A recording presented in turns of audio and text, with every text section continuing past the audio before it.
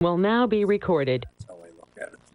Okay, I'd like to call the Joint Village Board and Finance and Personnel Wow. Committee to order. Roll call, please. Village Board, Mary Podolsky. Here. Kelly Service. Here. Gary Paul. Yep. Chris Nurgle. Yep. Jake Krieger. Here. Steve Kubacki. Here. Tracy Poopy. Here. Finance and Personnel, Chris Nurgle. Yep. Kelly Service. Here.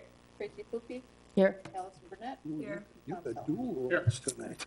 Thank you. Please stand for the pledge.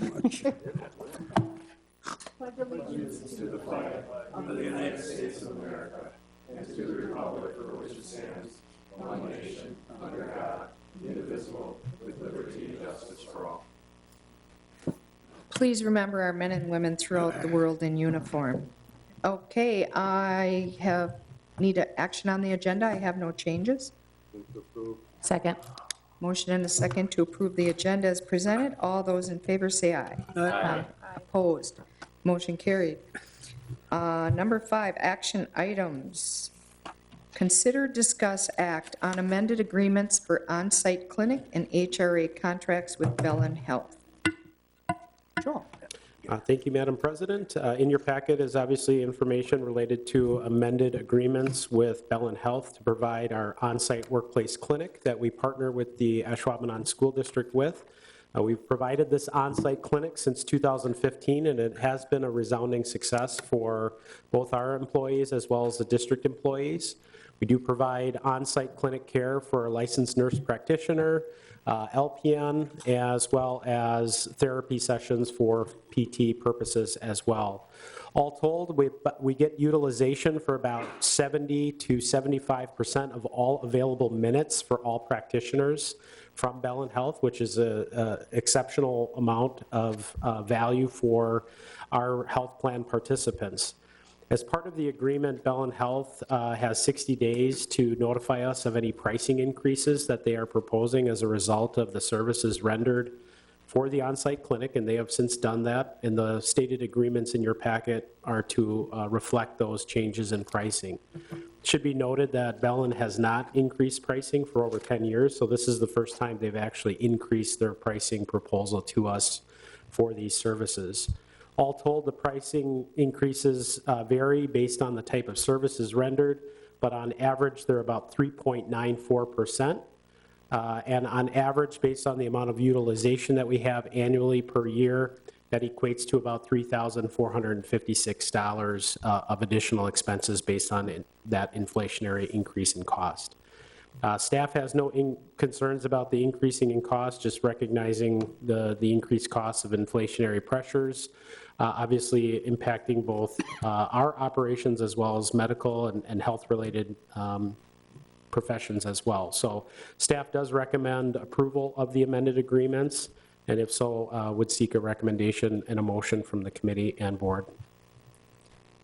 Before we get a motion, I just want to say that this service has really been advantageous to the village for our health insurance and people missing work. So it really is a great thing for us. How long have they been with us?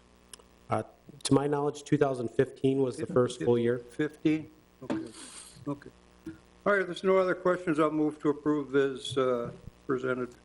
Can I just ask I'm sorry, go ahead. I'll second, but under discussion, can I ask a question? On page 11, it talks about a $20 fee that do the employees pay that to go and visit with the nurse? Is that a fee they pay?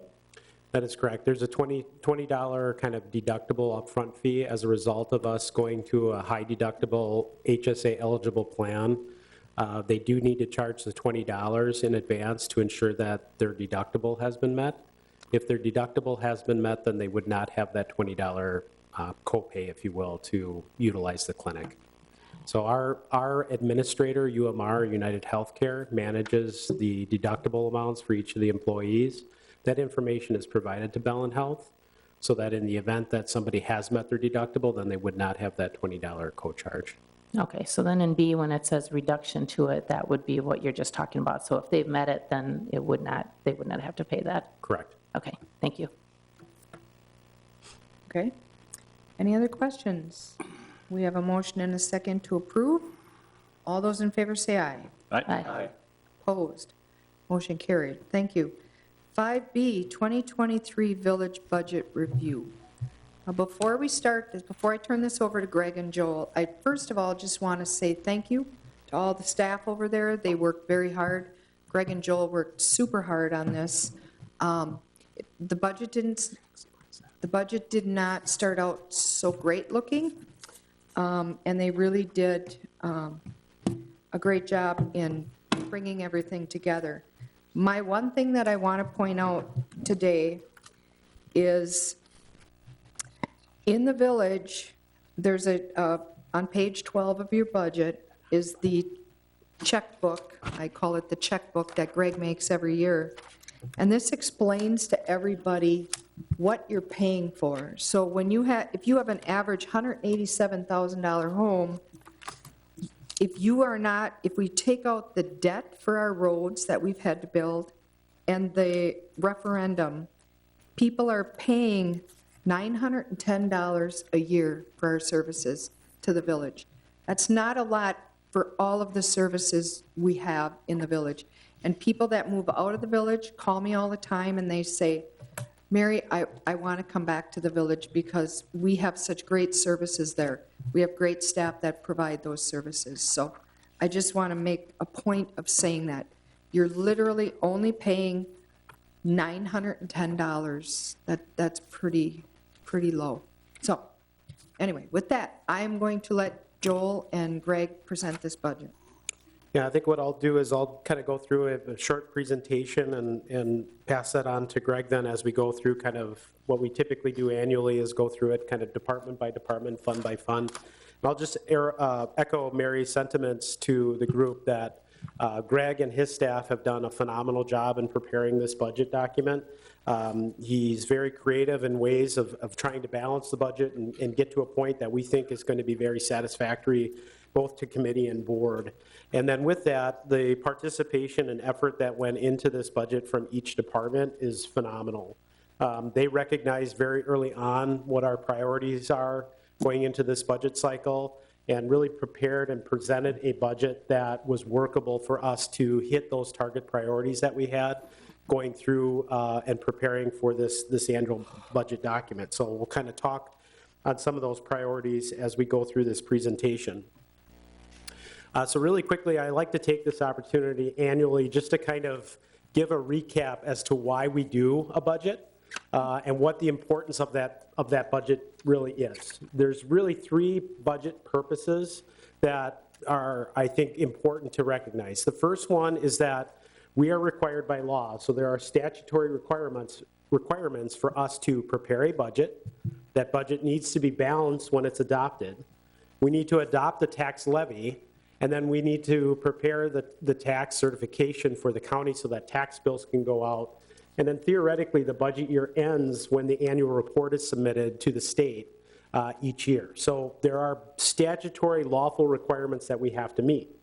Coupled with that, there are certain mandated programs and services that every municipality has to provide.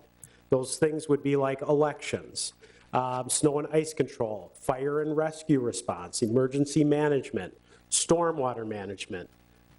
Those types of services are mandated under statutory law to be provided, so we need to allocate resources, financial resources, to meet those obligations. So that's first purpose. The second purpose is when you're preparing that budget document is it provides transparency, both to the elected officials, but also the staff that are preparing the budget document and then executing the policies and the operational aspects of the budget itself, as well as to the general public. So it clearly defines and identifies where your priorities are and how you're going to spend money and taxpayer resources, if you will, towards the services that are going to be rendered. And then finally, the final budget purpose is to help facilitate and make and prioritize decisions, right? So what are the priorities going into the next fiscal year? Are you focused on services, service quality, service quantity? Are you focused on taxpayer resources and how the budget will impact how much a taxpayer must pay in the form of levy or rate? So as we prepare the document, it helps kind of stimulate those discussions and identifies what the priorities are for the community. as we're going through today's budget, want to kind of recognize that we're really focused today on the general fund, but we'll cover each of the different funds that make up the actual budget document. We have three basic fund types. We have governmental funds, and that's where your general fund is found. But we also have other components of those governmental funds, such as our special revenue funds, our debt service funds, and our capital project funds. Now, those governmental funds are those funds that predominantly make up the property tax levy. So as you go through the budget book, you'll see property tax assigned to general fund, potentially to special revenue funds, certainly to debt service, as well as capital project funds. Then we have what are called those enterprise funds, your water, your sewer, your stormwater utilities. Those revenues are generated to support those through usage fees. So your water bills, right? Your stormwater charges that you see on your utility bill on a month-to-month basis. And then beyond that, we have what we call our internal service funds. And those funds are used to help support the internal operations of our organization. So as an example, we have our health program for our employees, our health insurance fund, as well as our equipment replacement fund. And the revenues that are derived from those particular funds are through general transfers from the various other funds that make up the budget. So oftentimes on the equipment replacement fund, we'll have depreciation charges as revenues. Those depreciation charges as revenues are expenditures then under the general fund side for the various applicable departments. When we prepare the budget, we certainly take into account our strategic plan and our mission statement of providing superior services for all, making our community a vibrant place, a community of choice to live, work, and play. We certainly take into account the broader picture of what we're trying to accomplish by implementing our mission, and that is the vision statement that the village board adopted as part of its strategic plan. And then beyond that, focused on those 6 key strategic directives that were identified in our strategic planning process. And those are enhancing our quality of life, securing our public health and safety, improving and maintaining our public infrastructure, supporting our community and economic development efforts, striving for organizational and financial excellence, and finally, in providing effective communication and engagement with our general public. As you go through the budget book, you'll see that in 2022 our 2022 property tax levy payable in 2023 is $13,330,858. That is an increase of 2.21% over the prior levy of $13,043,057. That tax levy is being distributed amongst those different governmental funds. So the general fund taking up the predominant majority of that property tax levy, or just over 78%. So that tax levy is going specifically towards general operating expenditures. As Mary noted in her introduction, we do have a substantial levy assigned for referendum bonding. So that's that referendum that was held back in the mid-2016, I believe, for the Performing Arts Center, the indoor pool, as well as the community center. So there is a substantial portion of our tax levy that's going specifically towards principal and interest payments for that referendum bonding. With this particular slide, what I want to point out here is there's a lot of data that kind of will maybe go over some heads, but all told, what I want to represent here is that we are a growing village. Between 2021, and 2022, so the 22 budget, the 23 budget, our total equalized value, including tax incremental finance districts, went up 9%. That's a fairly substantial increase in equalized value year over year. As I mentioned earlier, our tax levy from 2022 budget year to our 2023 proposed fiscal year is increasing 2.21%. So an increase of a nominal portion. The value of that equates to $287,801. Now, if you notice on this slide, we talk about the village tax rate per $1,000 of assessed value. And of note, the increase in our tax rate is 6.35%. So the reason why I bring this slide up is that even if we held our tax levy at 0, because of the rate of growth to our equalized value, as opposed to the stated assessed value, our tax rate will increase just because of the assessment ratio deviating between the assessed value and the equalized value. So I want to make note that regardless, if we kept our levy exactly the same, your tax rate would still go up, okay? The tax rate history, as indicated in the budget book, is relatively flat. The overall average tax rate for the Village of Ashwaubenon is, over the last 10 years, is just over $5.60 per $1,000 of assessed value. Again, the proposed rate for next year is $5.76 per $1,000 of assessed value. And on this chart, you can obviously that we break out the municipal operations component of our tax levy, as well as that is made up for that referendum bonding. So all told, the actual budget impact for the Village of Ashwaubenon varies depending on the value of the property in which is being assessed.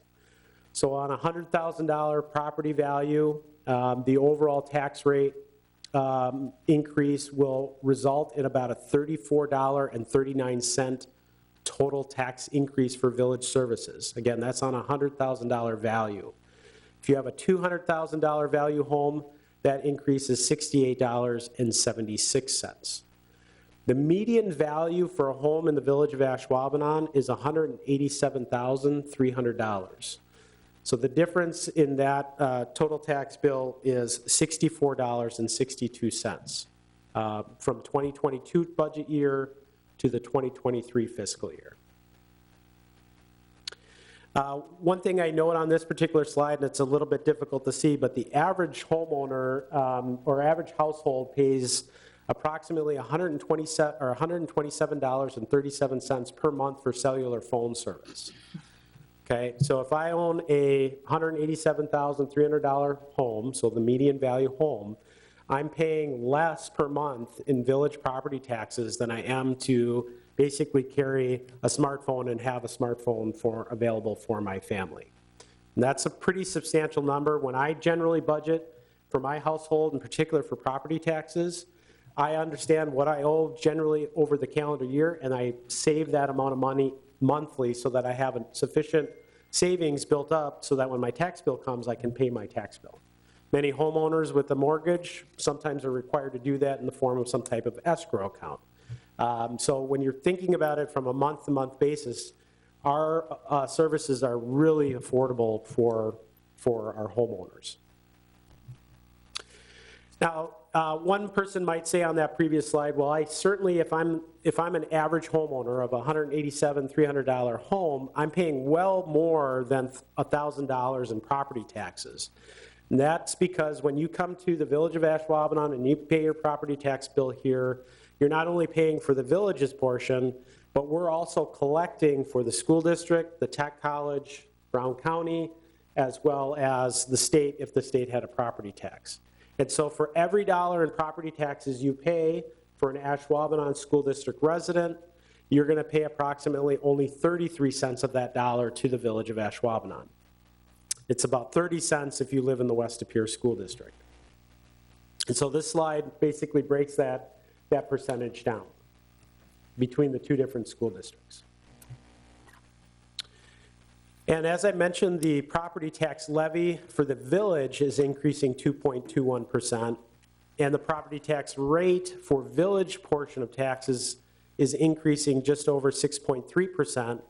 The overall combined rate for both West Appear and Ashwaubenon district residents will be decreasing for next year. And so that's a good thing for property taxpayers in the Village of Ashwaubenon.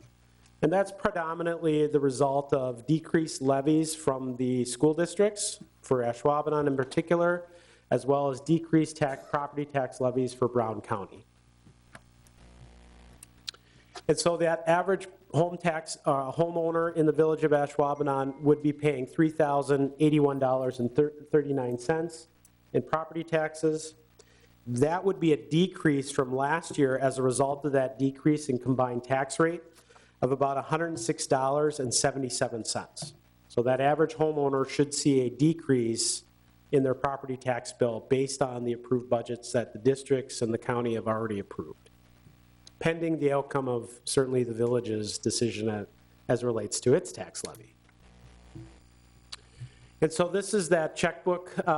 In your budget book, we have a kind of a check registry as it indicates for the average homeowner. Now this one includes both what you would spend for village services as well as the portion that would be going to the various taxing jurisdictions if you live in the Ashwaubenon School District.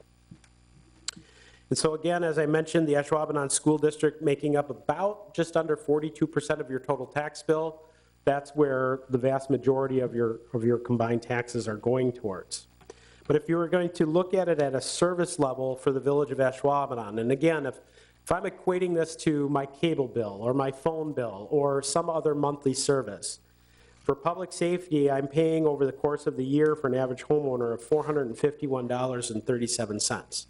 Broken out over a 12-month period, that's just over $37.61 for that service. So I get to call 911 when I'm having a heart attack, and I can have emergency medical responders at my door in a reasonable amount of time. If I have neighbors shooting Orby guns at my windows or egging my house, I can call the police department and have them come and, you know, punish these kids, I guess. Or I could have law enforcement available at the ready if there were an incident of crime or some type of issue in the community for that dollar amount. Breaking that down even further, if I were to look at snow removal, for $10.45 a year, I get the streets in front of my home plowed and maintained on a regular basis after every snow event within a very, very reasonable amount of time.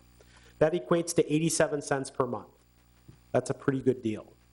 For garbage collection, I'm paying basically $4.52 per month to have my garbage and recycling picked up, generally on a weekly or biweekly basis. And that includes bulk item as well as brush and leaf pickup as well.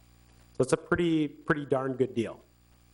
So again, from a service standpoint, when you start breaking that down and communicating to residents, yes, on an annual basis, a $3,000 bill is a lot of money up front, but if you were to equate that on a monthly basis, and if we were to be able to bill them, let's say monthly for the services were rendered, it would be viewed as very favorable and affordable. I just want to break down just a few things within the budget document itself, just so everybody is aware. So from a revenue standpoint, we really focus on budget adoption as it relates to the tax levy. But at the end of the day, there are other major sources of revenue that help support the operations of our budget that go towards that. So although property taxes make up 60% of the general fund revenues, there are other components such as intergovernmental revenues, so municipal shared revenue, general transportation aids and the like. Those do make up a substantial amount of revenues that support our operations.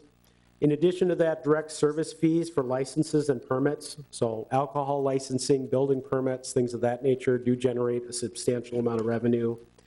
Although we don't rely on it to necessarily determine the outcome of services, fines and forfeitures do generate nearly $300,000 in revenues that help support our operations. And then general charges for services. So things like swim lessons, fees to utilize Ashwaubenon Lake, rec program fees and the like. Those charges for services are a direct charge and do make up some revenue as well. Beyond that, looking at expenditures for our operating departments, public safety being the single largest expenditure at 52%, and then the second most would be public works, and then general government. And what I would like to note is that, you know, although public works operationally only makes up 15% of the overall operating budget, there are substantial expenditures in other funds outside of the general fund that support public works operations, such as our mill pave program, to which point we allocate, we annually, from a property tax standpoint, allocate $700,000 towards, but we spend closer to $1 million annually to support that project. And then finally, I want to just kind of touch on kind of the budget expenditures by the account type. 75% of our overall expenditures are made up in wages and benefits. So the staff that is being utilized on a day-to-day basis to provide the services makes up the biggest impact or the biggest expenditure of our budget. And so anytime we add headcount, certainly that has a major impact to the overall budget. And anytime we change services, that's likely going to have an impact on headcount as well. And so it really impacts people. And that's what I want to emphasize, not only to the taxpayers and the citizens in this community, the services that we render impacts them, but it also impacts the people that provides the service. And so we always have to be cognizant of that fact and support both not only the taxpayers, but our employees. This particular organization chart just kind of is certainly highly detailed, but what I want to reflect here is that as part of this budget document, we are proposing the equivalent of 4 additional full-time employees as part of this budget, 3 additional public safety officers for public safety, as well as 1 full-time cash collection clerk for our finance department. Again, that has been the predominant focus of this budget effort, and all the work that went into this budget document, both from department heads and from finance, have been focused on trying to maintain as much as we can the overall operating expenditures to support these additional staff requests so that we can provide better service to our community. And so I just want to mention some notable budget adjustments that we'll have that are incorporated into the budget. The first one, if you recall, at last month's meeting cycles for both finance and personnel as well as village board, the full salary and wage matrix implementation is included in the budget document. So what that equated to is about a 6% combined increase in wages. Now, not every employee is getting a 6% increase in wage, but the overall impact to wages is about 6%, okay? In addition to that, we added the full-time cash collection clerk in finance, as well as just some budget modifications that you'll find on page 104 and in the front of the book, reallocating expenditures that were previously in the general fund to other special revenue funds. One of those is IT capital and equipment, moving some of those expenses to the Oneida Services Special Revenue Fund, as well as expenditures within the ARPA Special Revenue Fund. Under public safety, as I noted before, we have 3 additional public safety officers identified. There has been some capital outlay requests that have been moved from the general fund into the Oneida Services Special Revenue Fund, as well as the ARPA fund. So as you're going through the book, you'll start to see a lot of those equipment capital outlay requests from public safety in those 2 funds. There was a request from public safety to add an additional full-time fire inspector position at the entry level between administration, finance, and with Mary. We did deny that request, but that request was made from public safety. There is some vehicle and apparatus changes. So as part of the challenges that we're having with vehicle purchases, as many of you know, we're finding it difficult to find vehicles for general use. We're also experiencing that same challenge for patrol vehicles and public safety. So you'll see in the Vehicle Equipment Fund, there is a request for 2 additional vehicles for investigators in public safety.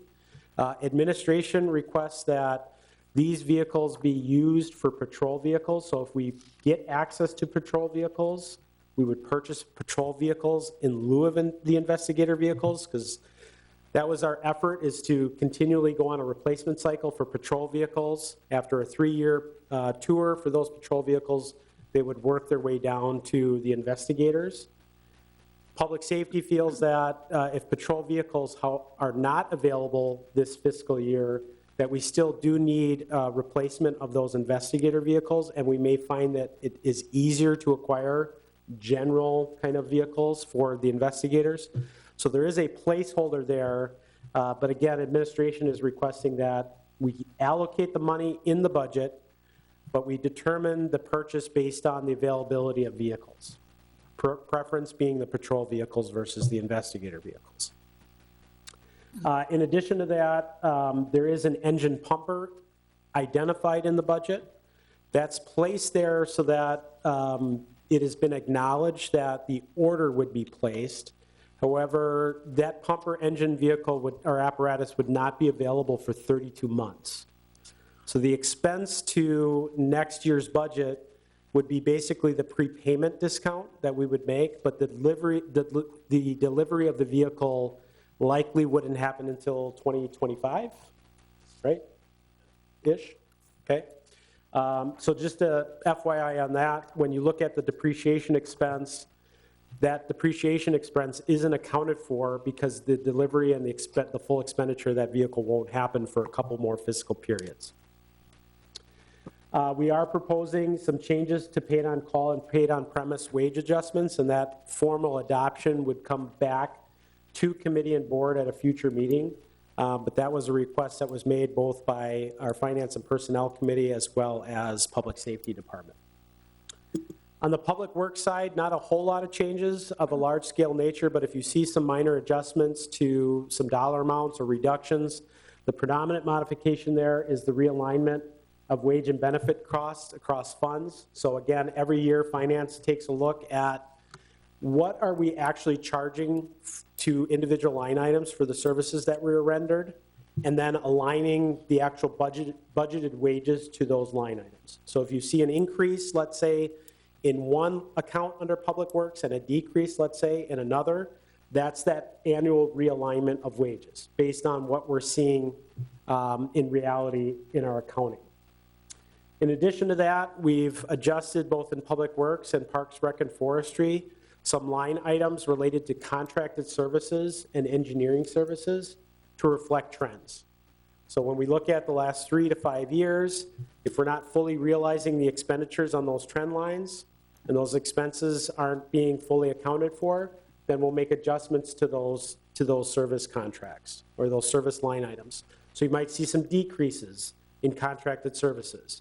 It's just based on the fact that trend-wise, we haven't really hit those numbers, and we're modifying those and adjusting those to reflect those trends.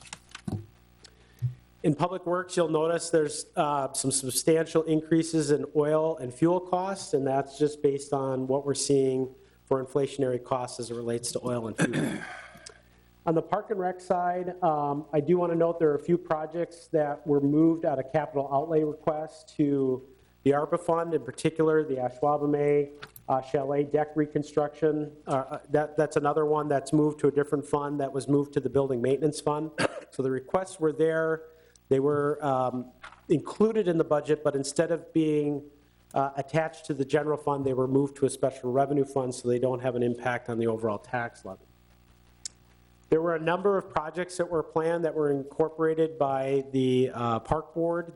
A lot of those projects were basically postponed. They're not necessarily eliminated, but in looking at the scope of projects that are planned in Parks, Rec, and Forestry for next year, not only financially would it be a challenge to incorporate those projects into the operating budget or the capital outlay budget, but based on the nature and scope of the projects that are incorporated, it would be extremely difficult for us to tackle all those projects based on the resources we have with labor. So we have several substantial projects, in particular the Ashwaubenon Trail and Bridge project, that will take a predominant amount of time from our staff to complete that project. And then in addition to that, I know there's been some conversation both last year as well as coming into this fiscal period about adjusting seasonal wages to support the hiring of lifeguards, parkies, things of that nature. Those are being accounted for, and in fact, staff has worked through and revised what will be eventually a proposed seasonal wage matrix that will be presented at a future committee and board meeting for consideration.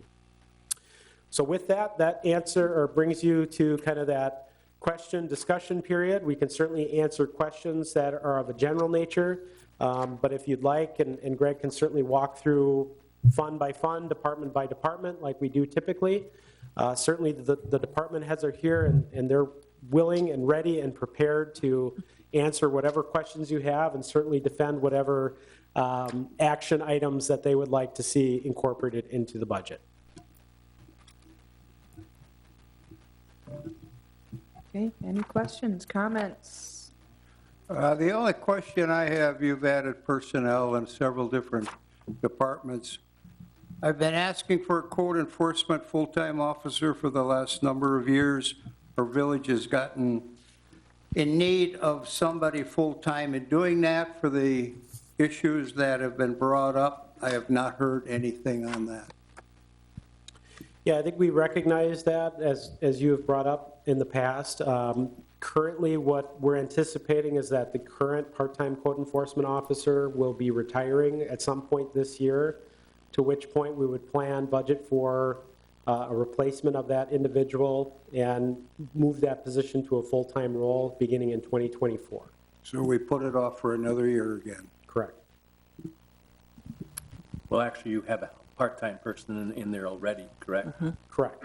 And so you're delaying going from a part-time to a full-time till 2024 is what it comes Correct. down to.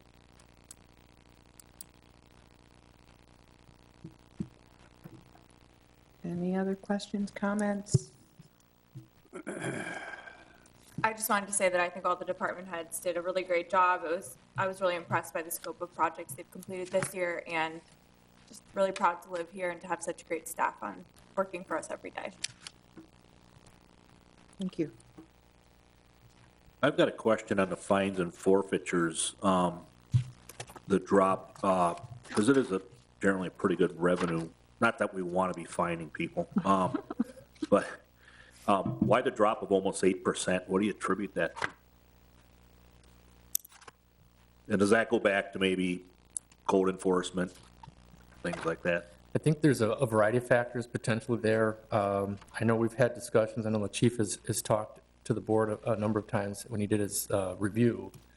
There are changes in, a little bit of change by some of the retail outlets on what they're willing to prosecute. So some of the volumes down there, we've just been short personnel. And sometimes it's trying to allocate the resources in that direction. I don't know, Chief, if you want to speak on it a little bit more. Yeah, I mean, that's primarily what it is, Chris. I mean, we were down 5 people this year. That puts a damper in things, and there are changes made to the retail outlets on when they won't pursue retail theft cases. We lost some major retail outlets, so that plays a big part in that as well. We're obviously hoping to step up our enforcement. We're adding 3 people, hopefully with your guys' approval. One of those positions, we are hoping to make that a traffic officer, so that will actually pay more attention to some of those items, but really the purpose is to enforce our laws in the community, which in turn may or may not result in additional fine and forfeiture revenue. Okay, thank you. That reduction, actually, when you take a look at the numbers, we were at 300,000, you reduced it to 275. Our forecast is 225, and historical data is 177 and 162 in thousands. So you think with more officers on the street, you're going to be able to get closer to that 275 number? Yeah, I mean, we're already trending pretty much near our 2017 levels already this year. So I anticipate with the opportunities for officers to, not just respond to calls, to be able to do out there and proactive enforcement, I anticipate those numbers will continue to increase. Okay, thank you.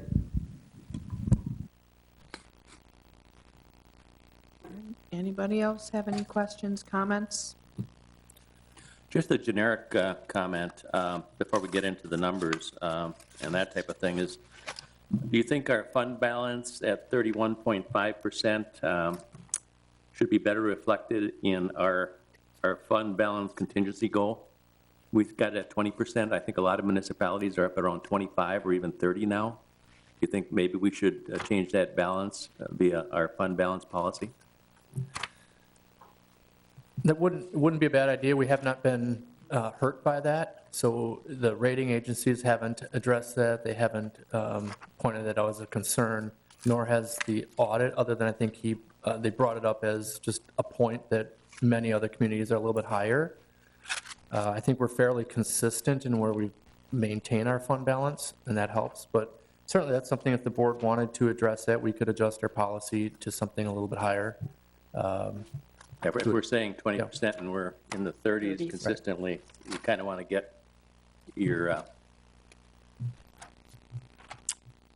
get your number more consistent with what your expectations are. Sure. Just a thought, that's all, Okay. no more, no less.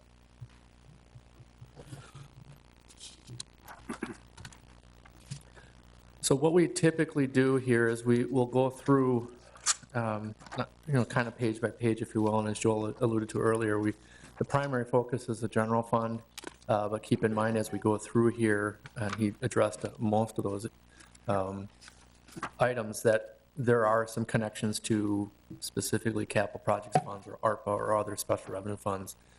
But we can go through area, stop at each department if you have any questions. What we'll do is when we adopt the budget or approve it, we're approving the general fund as a whole so that we don't penalize an individual department for unforeseen needs. So if something were to happen and they need to, expend extra dollars, that specific department isn't held. The general fund is the number that, really at the end of the day, the rating agencies, all the parties they're looking, that's what they're concerned about.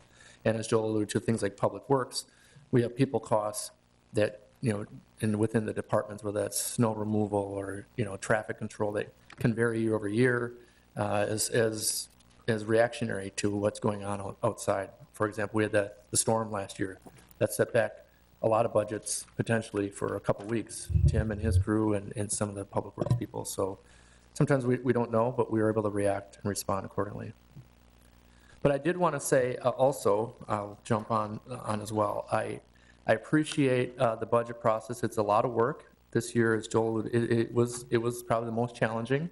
A lot of little pieces, a lot of moving parts, a lot of changes, a lot of adaptation. But when you have a staff at that table, and we have 75% of our money goes there, and it's the best 75% that we spend here, they're a very good group, very understanding. They're very passionate about what they do. The public should be proud that they are very passionate about their departments, but they're not selfish. And they see the bigger picture, and they recognize that there's benefits to allowing other people to have, some of the money, if you will, to work, improve their areas, because at the end of the day, they work together in a lot of areas. The public works, public safety, and park and rec in many ways work together in a lot of areas that maybe people don't recognize or see.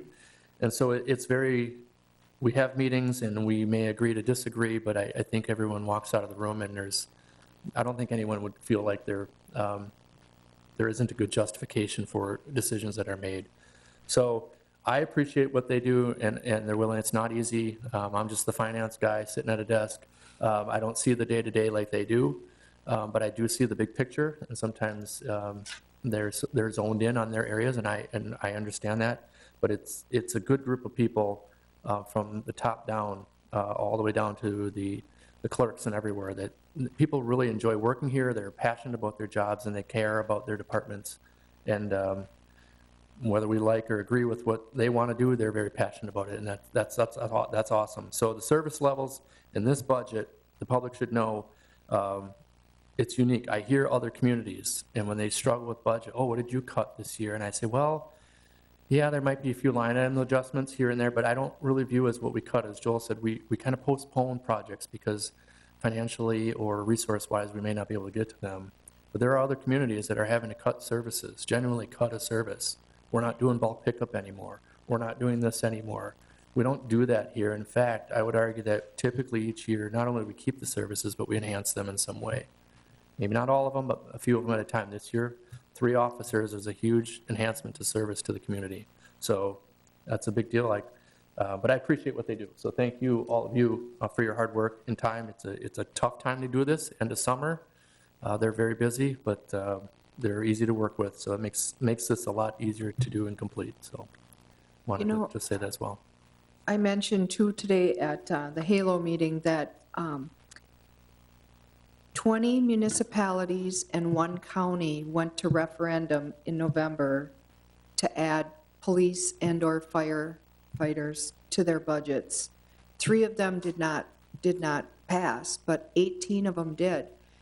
We are adding 3 officers and we don't have to go to referendum, and that's a really good thing. Because there's some consequences when you have to go to referendum. One of the communities that we were at the conference, and the referendum passed. It was a 3-year referendum, after year one, they don't have the money to pay for what they were told that they could hire.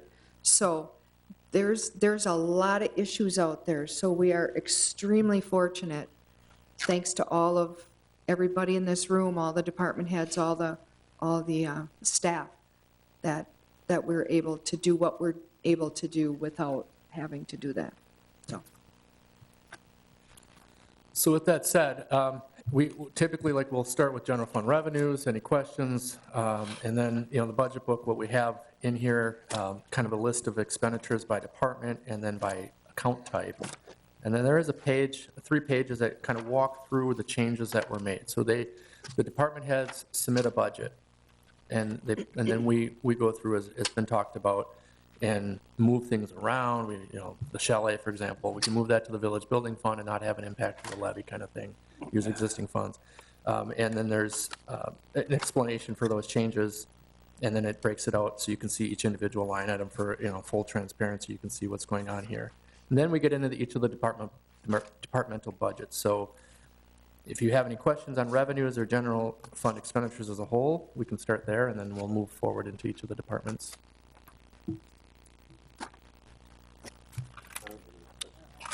No questions?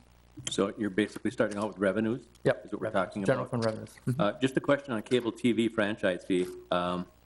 We've been at 190 forecast, and the budget was 170. Are we going to be up at 190 then? I see we're up by 20,000 there. Yeah, I think we anticipated a drop based on 2021 levels, but it did pick back up. Okay. And so maybe that was a COVID impact of some, I don't know, but we're Probably back cable, up it's to probably those cable levels. TV rates have increased by that Could be. percentage, so that Yep. percentage on it is Yep. what's going up? Okay. But we're not losing the providers that we have, so the numbers this year are coming back up. Thank you.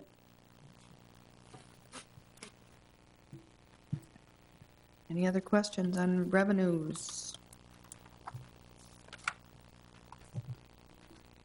Okay. Moving on. Expenditures. So if we want to, maybe the expenditure level, we just start on each of the departments, starting on page 35 with the Village Board Administration. Sounds like a plan. Okay.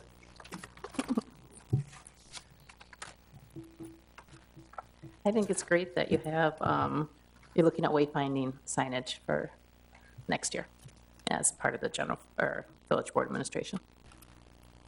I like the 5-year capital improvement plan, Yeah. formal. That's a good step. Any questions on Village Board Administration? Yes. As I go through the staff, I'm seeing a 50% portion allotted to the water, sewer, and stormwater utilities. Why are we pushing some of the funds into that? But some of these people, I don't think, have anything to do with that. Well, there's a lot of different departments that's reviewed each year. The auditors look at that. So what we do is, for example, your time, Joel, Mary, in this department, it's kind of a general, spending X percent of time on utility-related functions. Maybe things you're talking about, sitting here listening to the water presentation, going through the rate review process. That's time.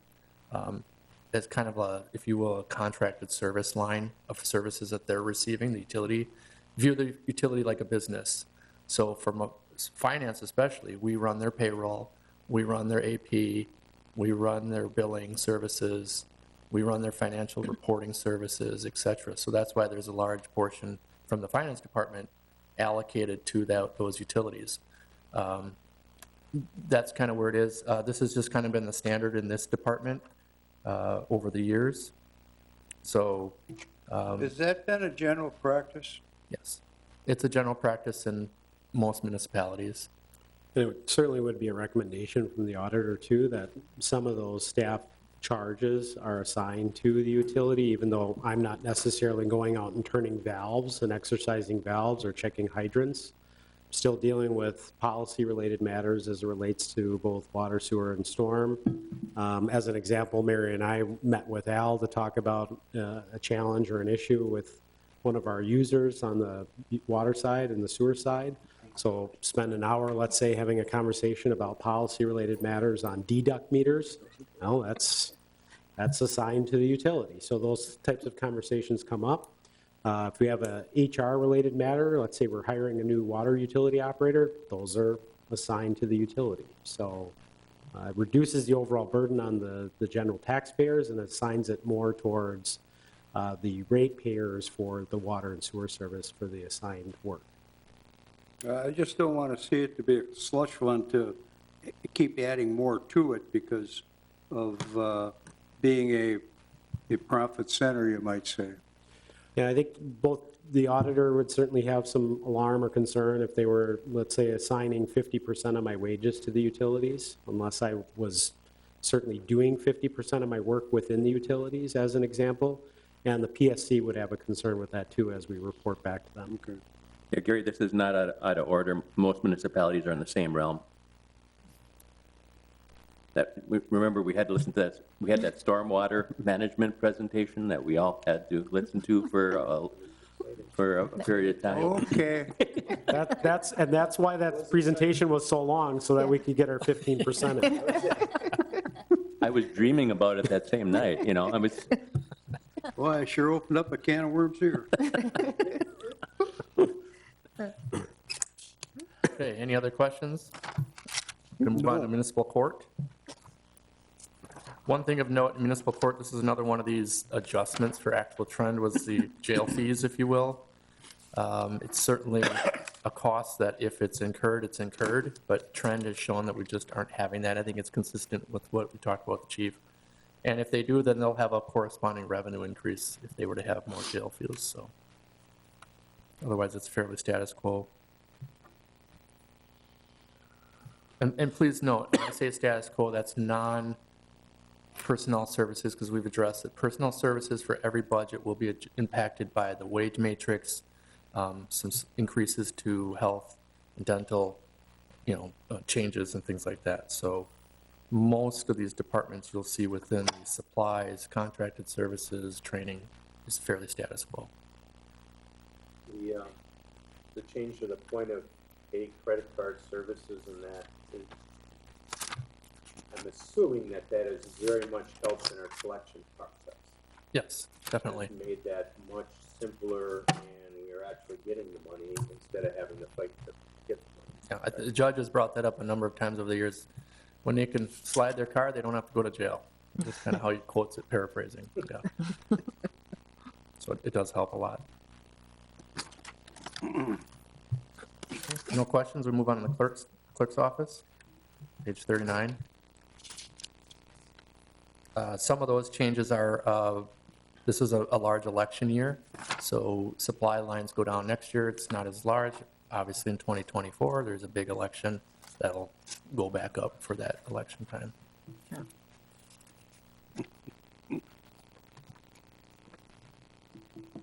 No questions? Assessor's office.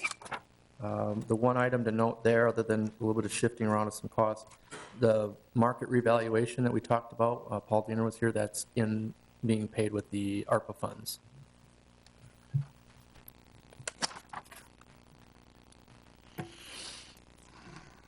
Okay. Next is Finance Department. We are seeing some slight increases from auditing fees. That's part of the 5-year contract that we have with them, as well as payroll services with our third-party payroll vendor as well. And I'd like to make the point here, I did discuss this with Greg, that I feel the adding of this additional person, to me, is not adding a full person. This is still recovering from us losing a treasurer a number of years ago, and the moving of things around and other people picking up things. And now we're kind of we need that extra person that we really lost, what was it, 5 years ago? Maybe even more than that. Well, Rosemary retired in 2012, and we had a replacement for about 3 months, and then that's really since then. Yeah. Between the clerk's office and the finance department, it's shifted, a few duties have shifted around, but yeah. And the shifting with what the county has asked us to do and going back and forth. So to me, we're kind of going back to where we were not truly adding a person, we're just kind of replacing. Yeah, another thing that a lot of people don't realize either, Greg does a lot of the accounting for the room tax. So he took that on to keep everything going straight in the right direction for that, so that also went to his department, so they're busy. If no questions, we can move on to IT. Big change here is we shifted the capital items over to the Oneida Service Agreement, which we had been doing in the past, and then the last couple of years, it was housed in this department.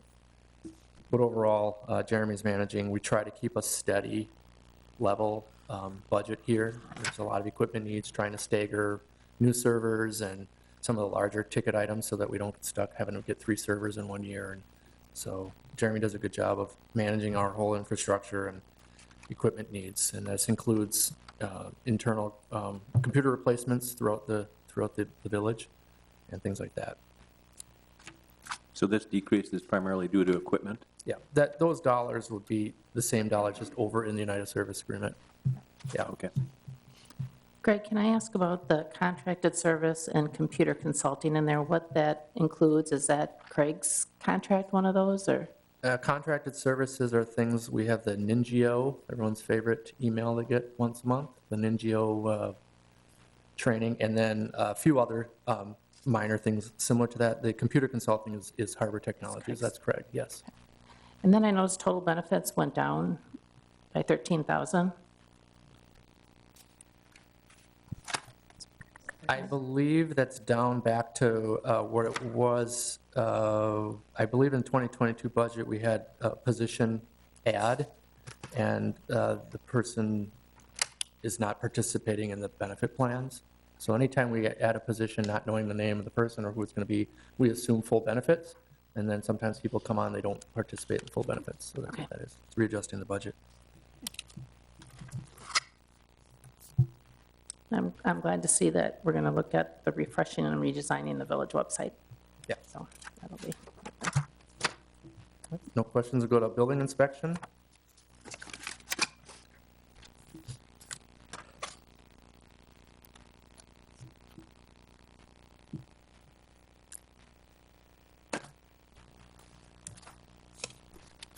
Legal services would be next.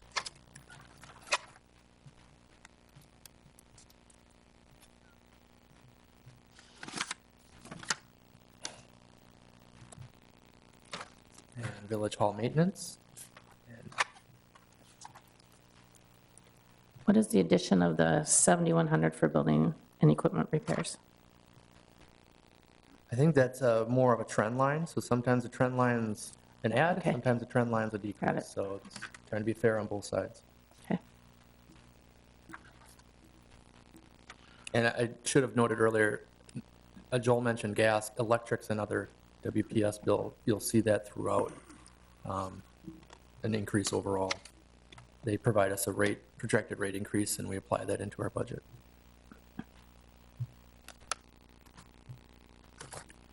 And the last of the general government funds is just the general government. And what this is, just copiers, paper for we kind of common use. We don't, every department doesn't buy its own paper. We just kind of buy a big pallet and everybody uses it, things like that. Phones, insurance, and some other areas, bank fees, investment fees, et cetera, things that are kind of just common to the village. And workers' comp is a reflection of actual experience, correct? Correct. I had asked Greg about the tuition reimbursement, because I noticed there wasn't anything budgeted for next year. But I wanted to make sure, because we put it in our personnel manual, that would be available to people. And he said if someone really wanted to take advantage of it, we would have some funding to be able to do that.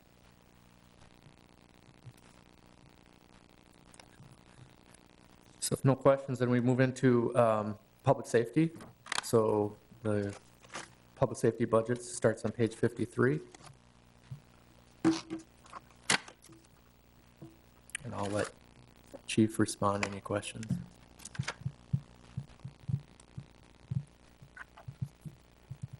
Brian, can I ask a question about the range supplies, an increase of 8,300 for ammo for red dot sites implementation? I'm assuming you got something new and they're going to be getting tested out on it or something. Is that what that is? You don't know what red dot sites are, Tracy? No, I do not. I'm sorry.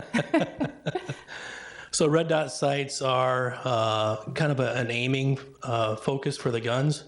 They are provided, we received information from some of the lieutenants to increase accuracy on our weapons. A lot of agencies are going to red dot sights. They're mounted on top of the gun. It's kind of like an optic that you have in a rifle, for example, only it's for your handgun. So we're going to transition to that. In doing that, it's a different sight picture, so we need to train our officers to make sure that they can obtain that sight picture well enough. So we're providing ammo for that and make sure we can make that transition smoothly. All in all, it's going to hopefully reduce the liability for the village in case we happen to unfortunately get into a shooting. Our officers are going to be more accurate when that happens. Thank you. You're welcome. We are adding 3 more officers.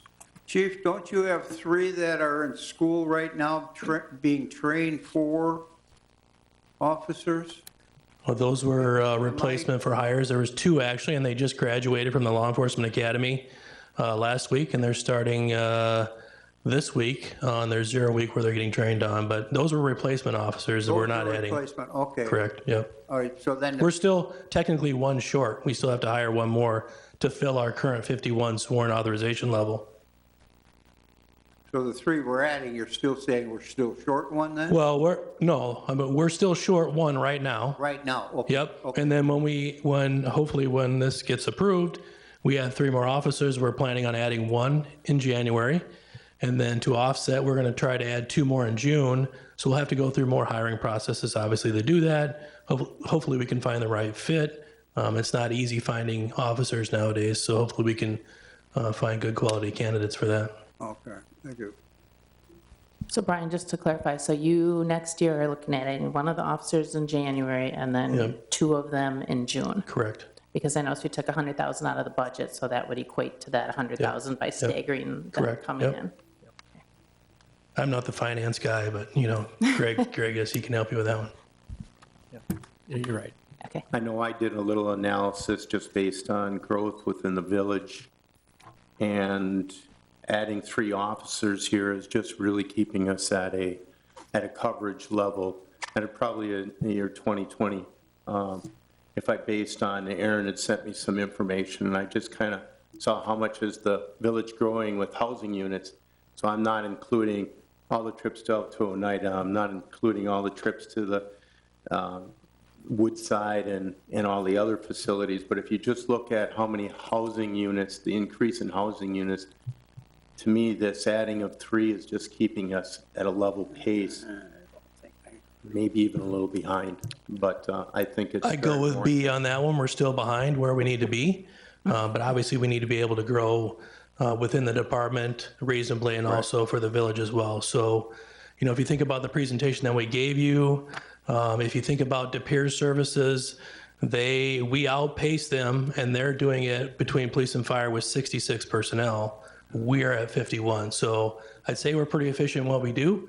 But yes, we're trying to basically keep our head above water right now. Yeah. One of the concerns I always have is burnout. Yeah. Yeah. I know quite a few of you guys, and I know some of the nights they have to go through. Yeah. And sometimes it's a lot of lack of sleep and concern of burnout. So I think adding three new officers is a step in the right direction. Yeah, I appreciate that. Thank you. And I agree, and we said early on that we're going to get a traffic guy out of this, is that correct? That's the plan, absolutely. We're gonna, just so you guys know, our plan is we are hoping to add 1 day power slot for this. It's gonna be our most junior person that allows them to be on shift, to work with the senior officers, to supervisors, keep them on a 6-3 rotation, provides coverage during that time as well. We are looking to add a traffic officer as well during that time slot, and then adding another night shift officer during a night power spot, so we can continue to do that. That's feasible for us to attain, to absorb within the schedule. It provides the services that we need, the coverage that we need as well.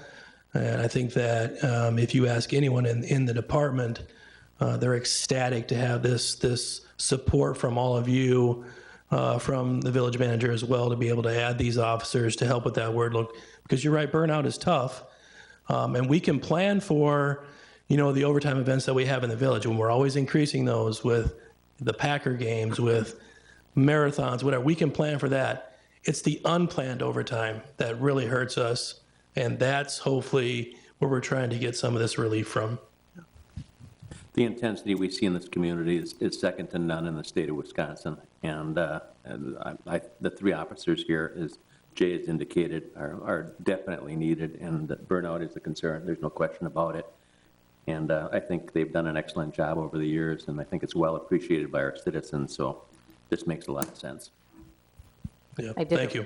I did a ride-along with two of your lieutenants, actually, and they brought up the housing, Jay, when I talked to them about all the additional housing we have in the community, and it's just going to generate more and more calls potentially. So that was one of their concerns, was the number of residents that we're increasing. And it's not just that. I mean, it's the businesses as well. I mean, you think, I don't know what it is with Bellin, but apparently they want to build all their buildings here, right?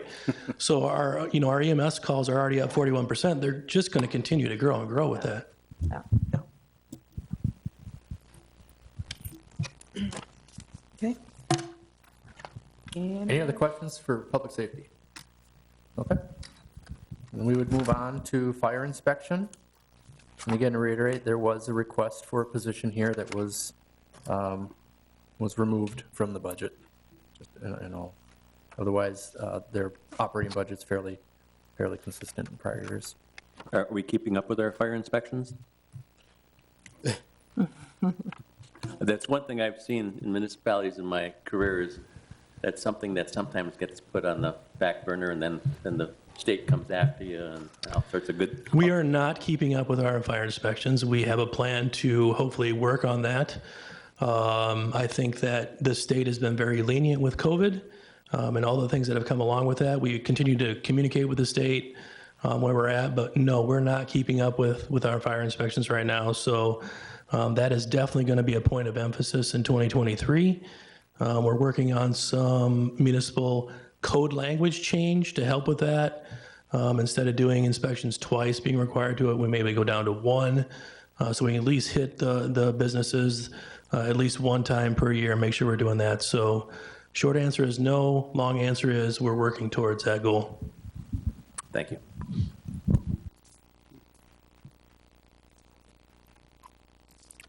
If there's no other questions, that's the public safety portion of the budget, and we move into public works, starting with engineering. On page 60.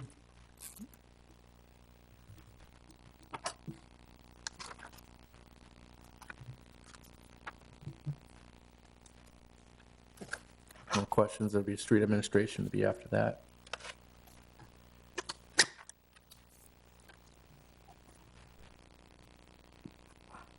You said, Greg, that if there's big differences in the years, that's typically trend.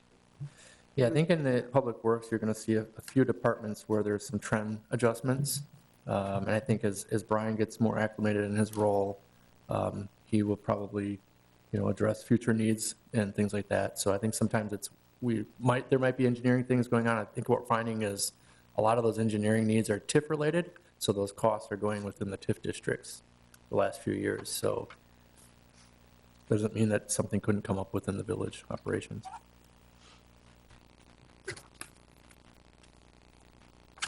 So no questions with administration. We have the garage budget. This is the budget specifically for our mechanics and our inventory control specialist.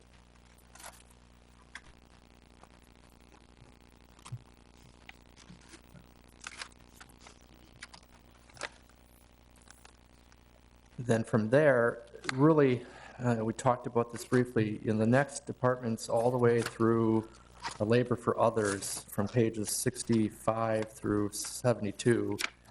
These are those departments that, we have a certain number of street maintenance workers, and then we allocate some of their pay based on trend lines, based on known potential projects, so maybe we're going to do a lot of curb and gutter next year, and so we might be allocating more time or less time. But at the end of the day, there's no change in the number of people in this budget for these departments. It's just those costs as a whole. You kind of have to look at all of them. So I don't know that there's anything significantly different throughout this, other than electric and gas and things like that. So I'm assuming this is one of those areas where, depending on where the need is, okay, a storm comes through, and money might shift back and forth, and that's what you were referring to before. Right. And to some extent, that could have impact like park maintenance, for example. So if Rex needs a lot of help cleaning up trees in parks, where do you put that cost? Is that really a street cost? No, it's really park maintenance, So there's even Makes a sense. little bit of link between those departments at times as well. Well, it's very necessary from a budgeting standpoint, but then from an actual administration standpoint, it gets completely different then, right? And part of the reason why, we keep these separate is each of these departments get loaded into the state report, as Joel talked earlier. And you want to categorize these correctly because some of our aids are dependent on where they're categorized in the state report. So whether that's transportation aid, whether that's recycling aid grants, and any other cost items, that state report is used in our municipal services payment that we get back, and to some extent in the shared services revenues that we receive. So it's important to keep these costs allocated, and that's why they are kind of kept separate in some instances. So then that would explain the jumps up and down in the sidewalk maintenance then, right? Yeah.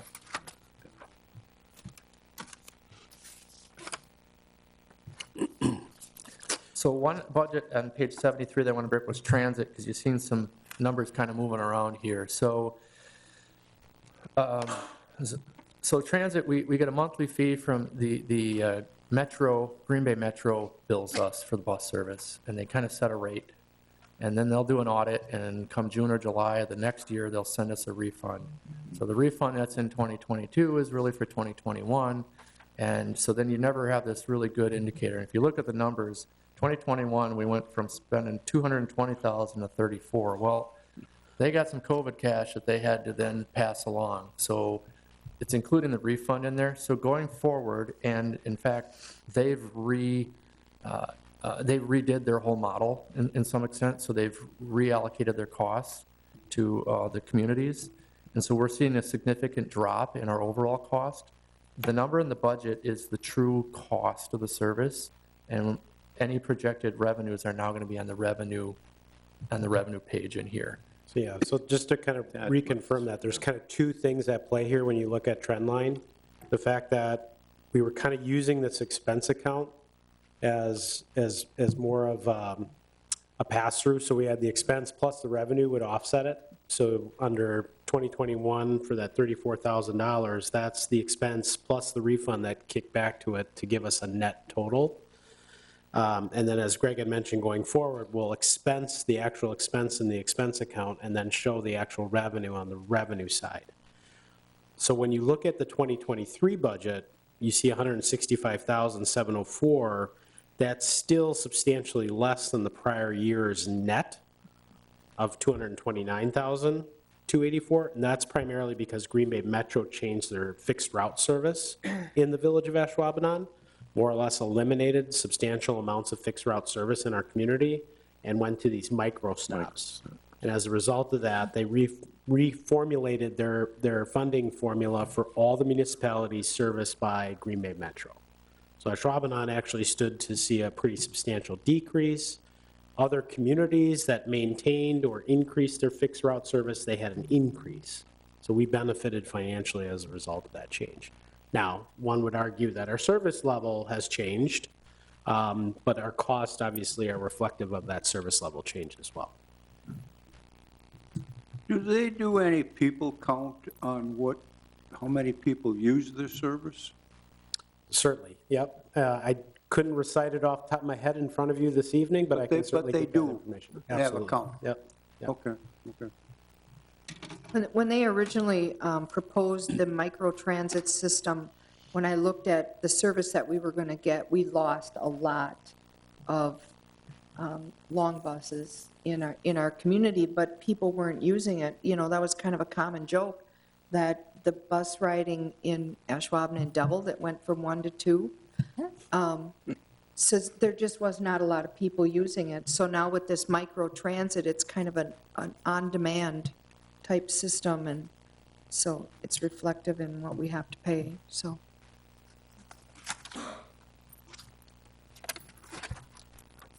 Next page would be garbage and refuse collection budget. Page 74. Why the big forecast in gas and oil for 2022 compared to what we're going to be budgeting and what was budgeted previously? Is there a reason for that large increase? Yeah, I think because the 2022 budget, if you look at 2020 and 2021 actuals, it's fairly in line with that trend line. And then this year, the costs have gone up. I think we're anticipating potentially a little bit less if we start utilizing the new transfer station. Although it may be a few miles further away, there's going to be a lot less idle time. Okay, So there's a little bit of give and take there. thank you. And I know I worked with Jeremy recently to try to, it's a constant fixing our fuel system back there where it's tracking key fobs and the proper equipment's getting charged. And so we took a look at that, kind of did a little internal audit with that, kind of cleaned it up a little bit. Okay. Is fuel cost, oil cost that much greater? I mean, we all know we're paying more for fuel, but is that a reason for the increase that we're seeing in the maintenance of the vehicles? I think there's a little bit of reallocation of the total. Like I said, we kind of went through the fuel system and kind of audited it and got it redirected. So what happens is that if they go back there and we buy gas, we fill up the tanks, and then each vehicle has a little key fob. So they swipe that key fob when they get their gas, and it's supposed to then be registering, oh, that's going to X department. And I think there were just some discrepancies there, if you will. And so kind of getting that fixed. Total fuel as a whole, if we go back.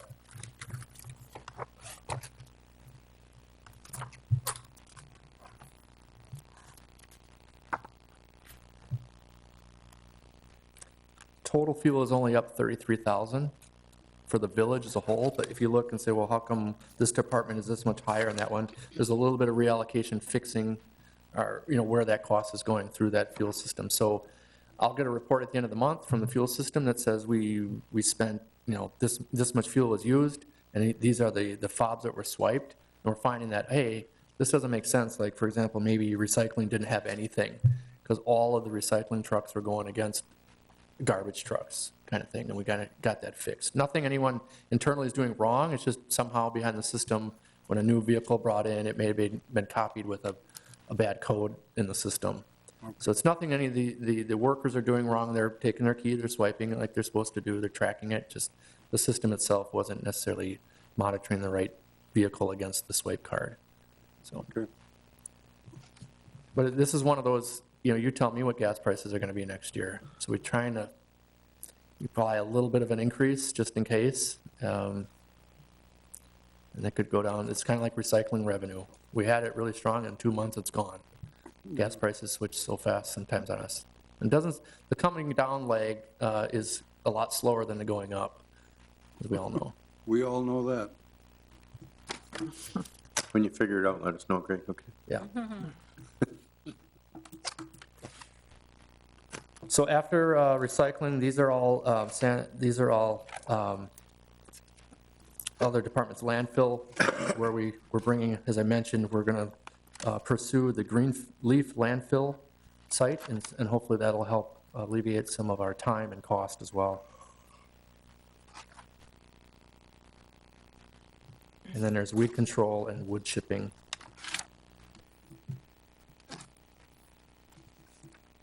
Those also are part of those public works employees, if you will, that help out in some of that areas as needed. If there's no questions, and we'll move into Park, Recreation, and Forestry departments, starting with the administration budget, page 79. And Rex and his team are here to address any questions you might have.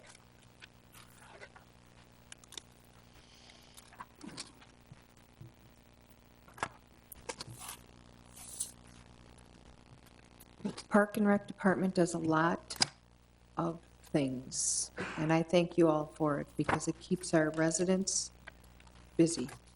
And we found out with COVID how important all those things are.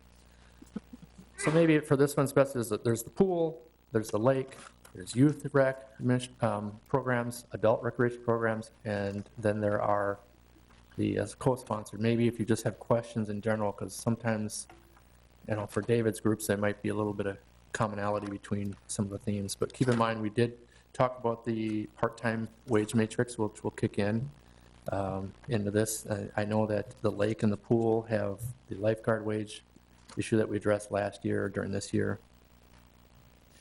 And I guess one of the questions I would have to Rex, staffing levels.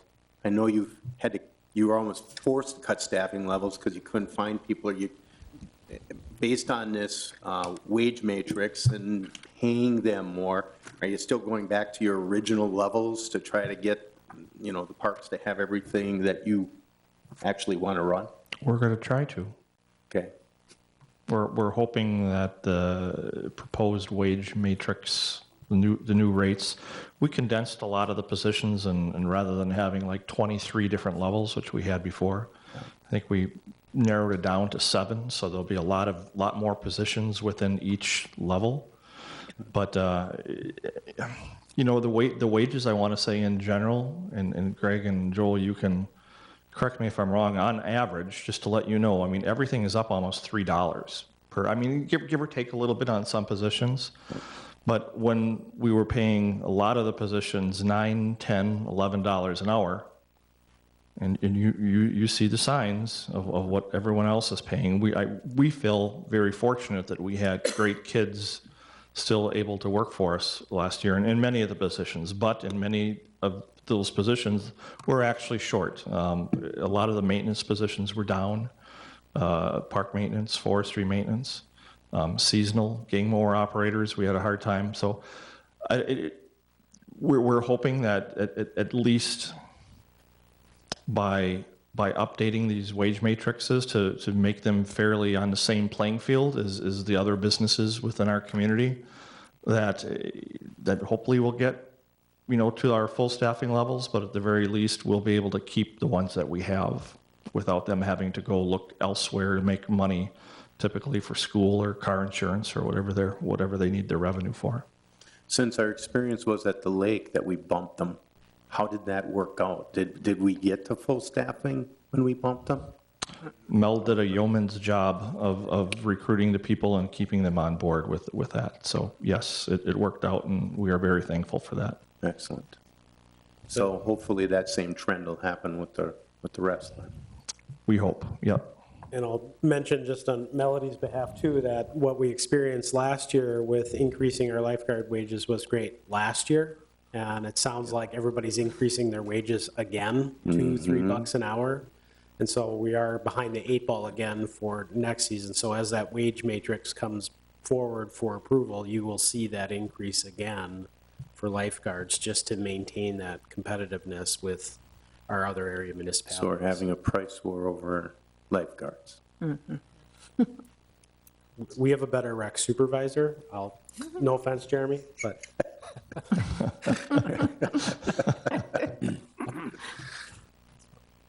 Percentage increases look significant, but the dollar amounts were low to begin with, so to try and reach the level that is needed to hire these people, that's just a reflection of what you're dealing with.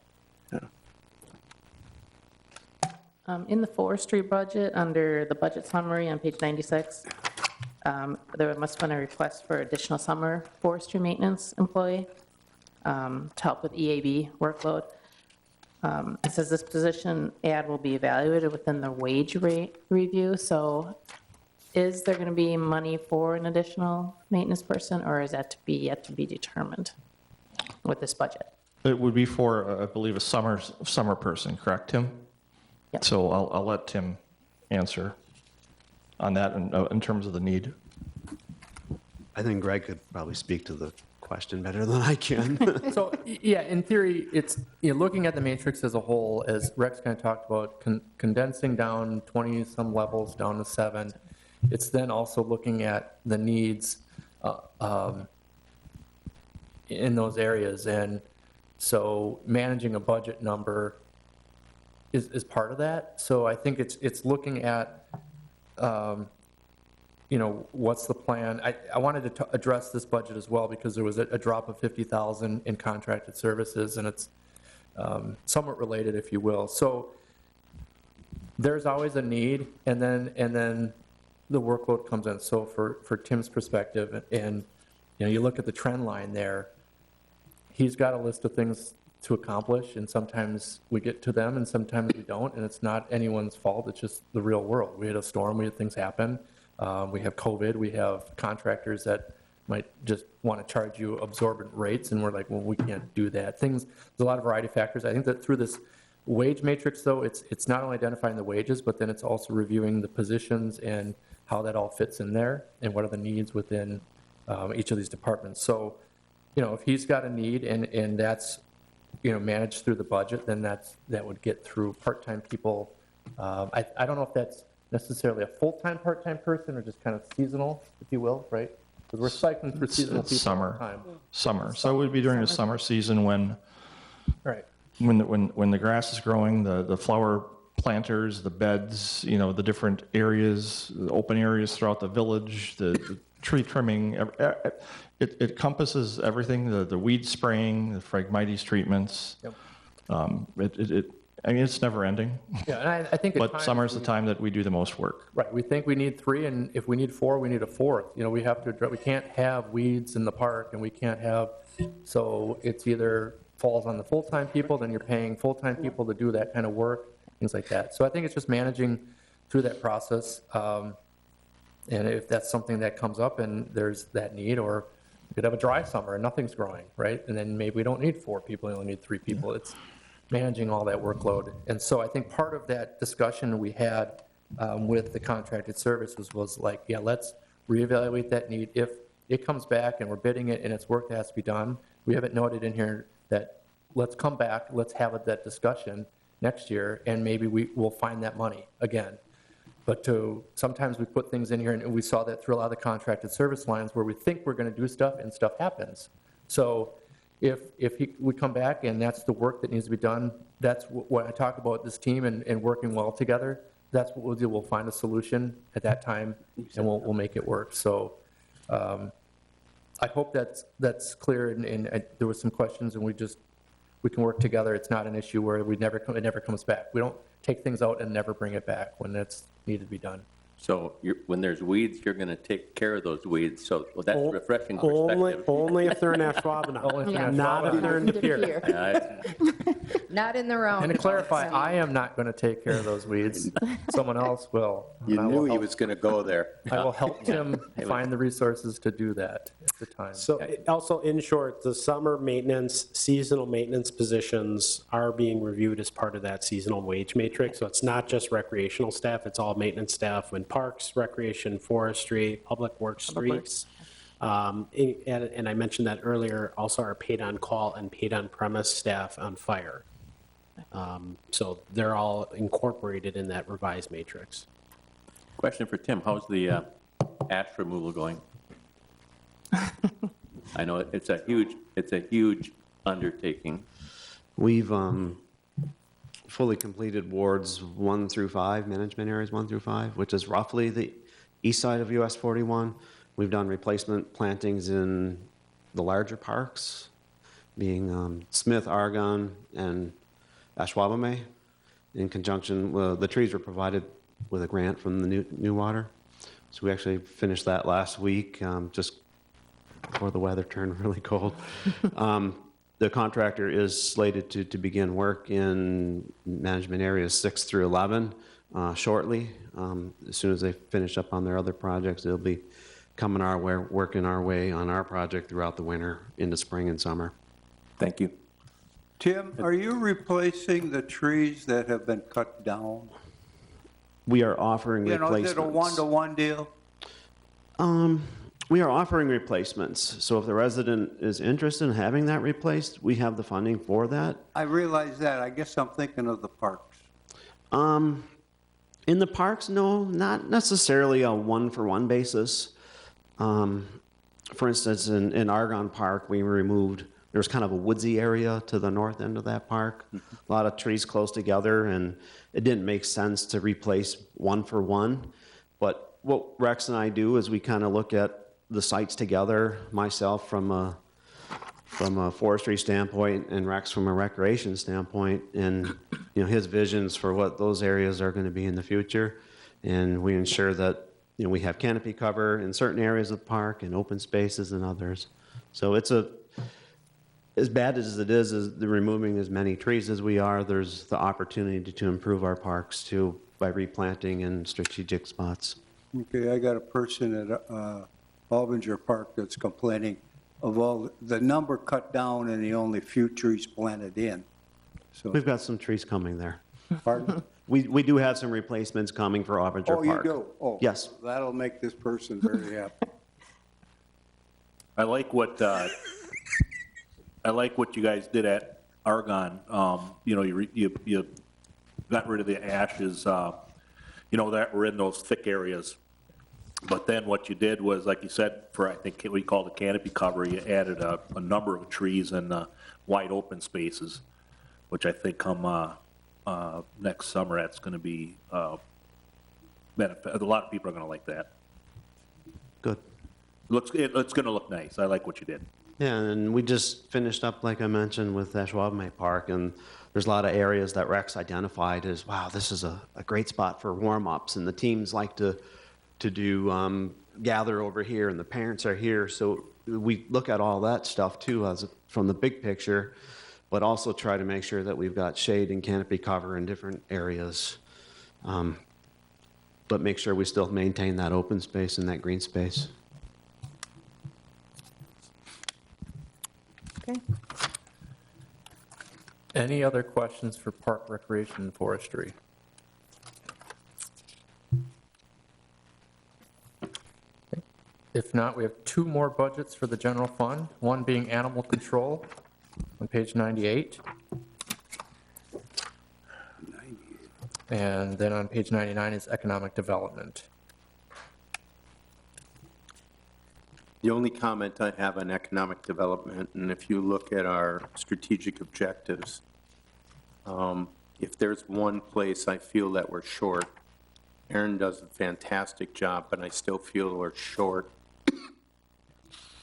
an FTE in that area in order to be able to expand our economic development. I feel like we've got this golden goose sitting up here in the corner, and I think we can leverage that a lot more if we can have somebody focusing on that instead of waiting for the phone to ring, a developer to come in and say, yeah, we want to build this, we need to do this. I think if we're out there presenting the opportunities along the Fox River in conjunction with the Packers and all that, I believe we can bring a lot more to Ashwaubenon and bring a lot more people to Ashwaubenon and understand that Ashwaubenon's a very fantastic place to be, and not just on a Packer Sunday. All time. But I totally appreciate what Aaron has to do. He's got so many balls in the air all the time, and I feel like we're a little short in that area. I get where we're at budget-wise right now, but I believe in the future this is an area where we need to expand in order to continue to keep the village moving forward and growing. As we're growing up right now, we need to continue to do that. I don't want to belabor that point, but I also agree with you on that. Is there the possibility that a position as such could be funded entirely via TIF? We have so many things going on with TIF. Can we fund a position like that, knowing that it's tied to TIF? And when you don't have TIF activity, the position would probably go away. But during the interim period, and I don't know, some of the TIF laws have changed. They've changed a few things over time. But is that something that might have some possibility? And I don't mean to make this a belabored point with a lot of discussion tonight, but is that something we could look into? I think that's an option. You have to prove part of our budget. If you don't know this, we have an allocation from TIF into the general fund for reimbursement of services, if you will. Aaron's job pretty much it's 100% tip. I mean, most of what he's doing is that. That's another one of those, Gary, that, you know, part of my time would be, because I, again, do the reporting for that and do the accounting for that. That gets audited quite a bit, but I think if you made a case that this position, that's what they're doing, it's all growth within the districts, and I would assume primarily most of our development is falling in those districts anyway. Yeah, I think it's something we could certainly look into and pursue. And fund, perhaps a portion of it to be the general fund. Yeah. But, you know, if you could make it a 50% type of scenario, maybe that's something that would be palatable to the entire village board. I think that's one of those the joint review board would be interested in hearing about though too. So you'd want to present it there, that they're aware, because they're chomping at the bit to get these tips closed in some regard. And now we're adding even more costs. So yeah, It's the village doing all the Right. work. agree. I just feel that we have so much in this village to offer to people that I think we can do a much better job of marketing it and getting some really great things out there that is going to benefit Ashwaubenon in the long run. But I just feel it's tough when Aaron's got so many things to do. He's basically got to wait for a developer to call him. And I'd like to get proactive and go in the other direction. Here's where we'd like to go. And, you know, here's the things that we think that could be done. Yeah, but, you know, you need time and to be able to do that. Jay, I kind of agree with you in a way, but I've seen this village through our economic development person being here, as he done, go a long ways in the last few years from where we were.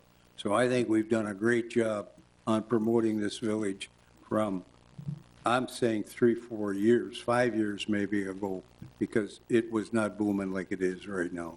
Yeah, I don't disagree with you, Gary, but a lot of that came from other sources just coming to us saying, we want to do this.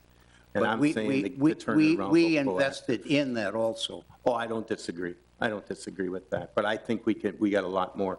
I think that riverfront is something that's just a gem sitting there waiting to happen.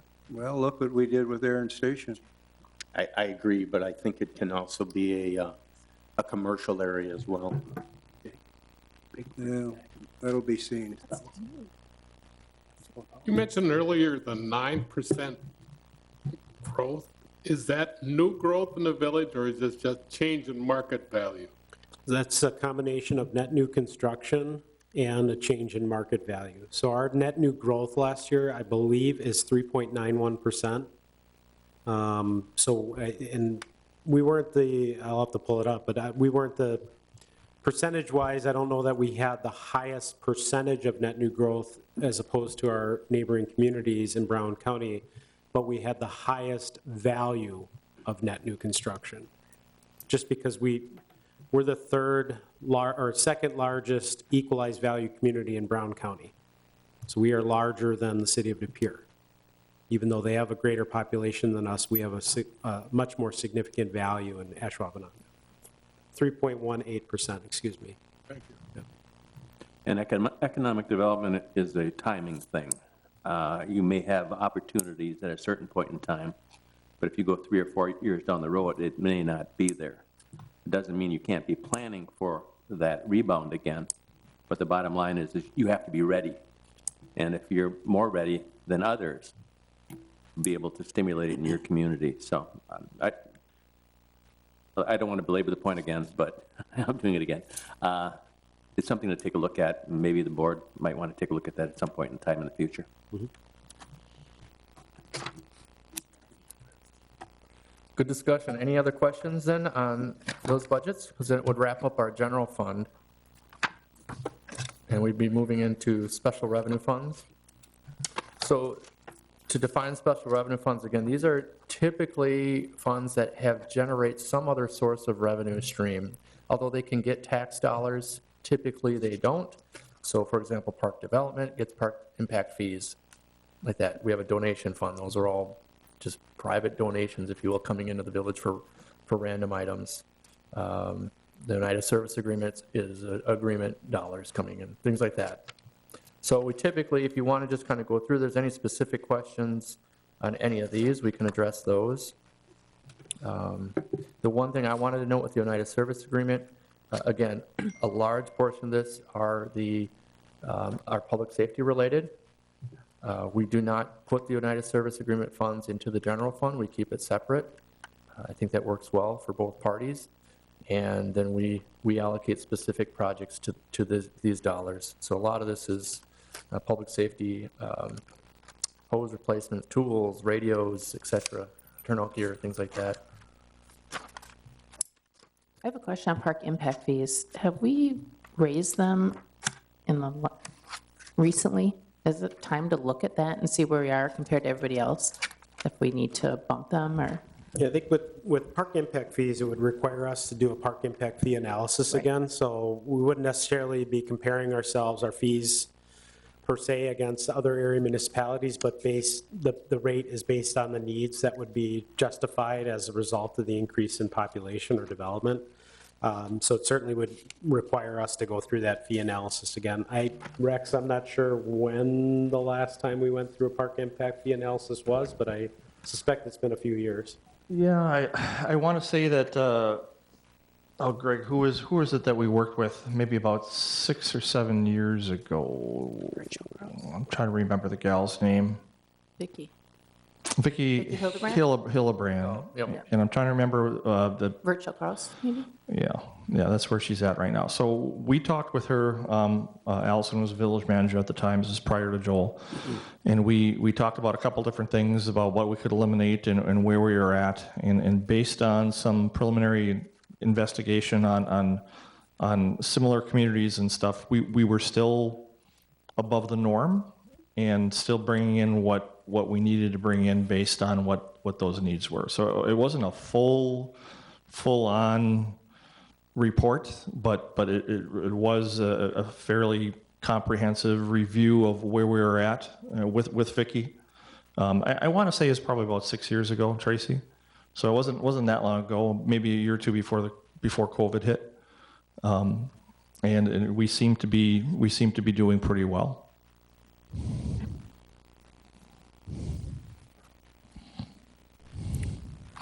The other large item within here are the ARPA funds, so I want to touch base on that briefly. So we've got a few projects listed. The key to the ARPA funds, we're done receiving all the funds, so we have all the money. We have until December 31st, 2024 to expend all those dollars.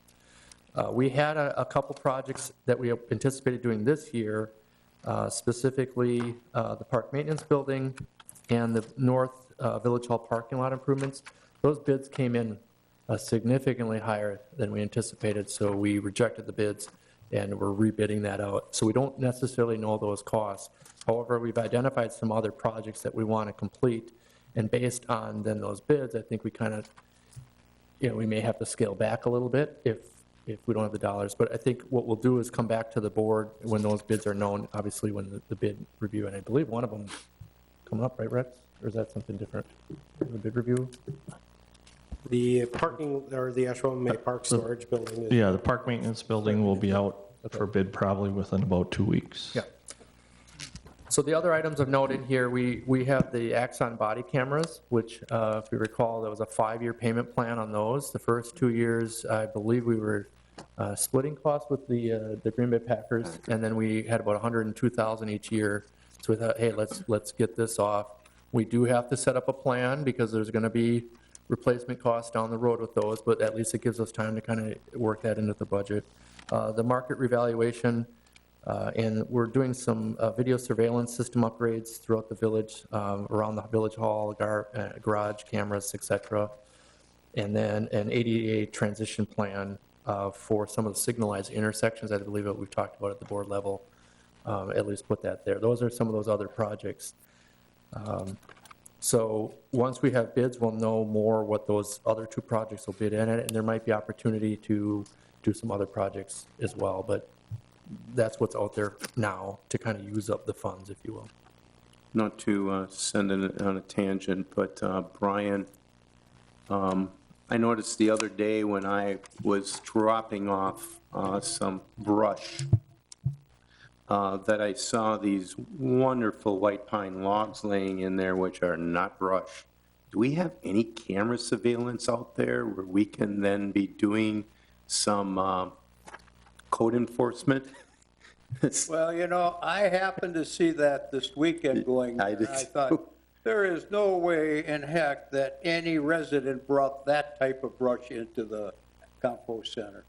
I mean, So they I'm were just wondering, huge. yeah, do we have surveillance that we can start to find out, okay, what's the Well- license number on this and do something about it? Because some things are really, really abused, I think, that we can, There's a camera out there. I mean, there's a shell out there. I don't know if there's a camera in it, though. That's the issue.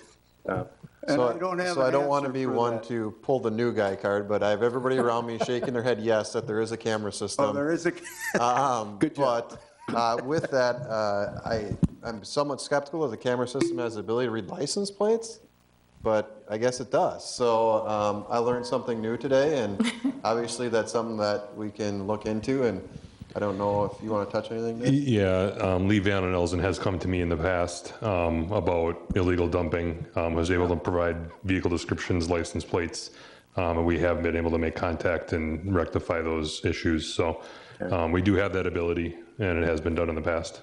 okay, all right. Yard waste sites are always a wonderful area for all municipalities, and everyone has their own solution or more or less an attempt for a solution. But it's not a perfect scenario. It's more of an honor system. I always love it when I walk by the dumpsters out by Pioneer Park and I see all of the mattresses and everything laying by it. I'm just kind of chuckling and go, yeah. So, and I can almost guess what apartments they're coming from, but you'll never be able to track it back. yeah. For what it's worth on the dump area, yeah, it's one thing, I've had multiple people come up to me in the past couple of years asking me about that, about non-residents using that.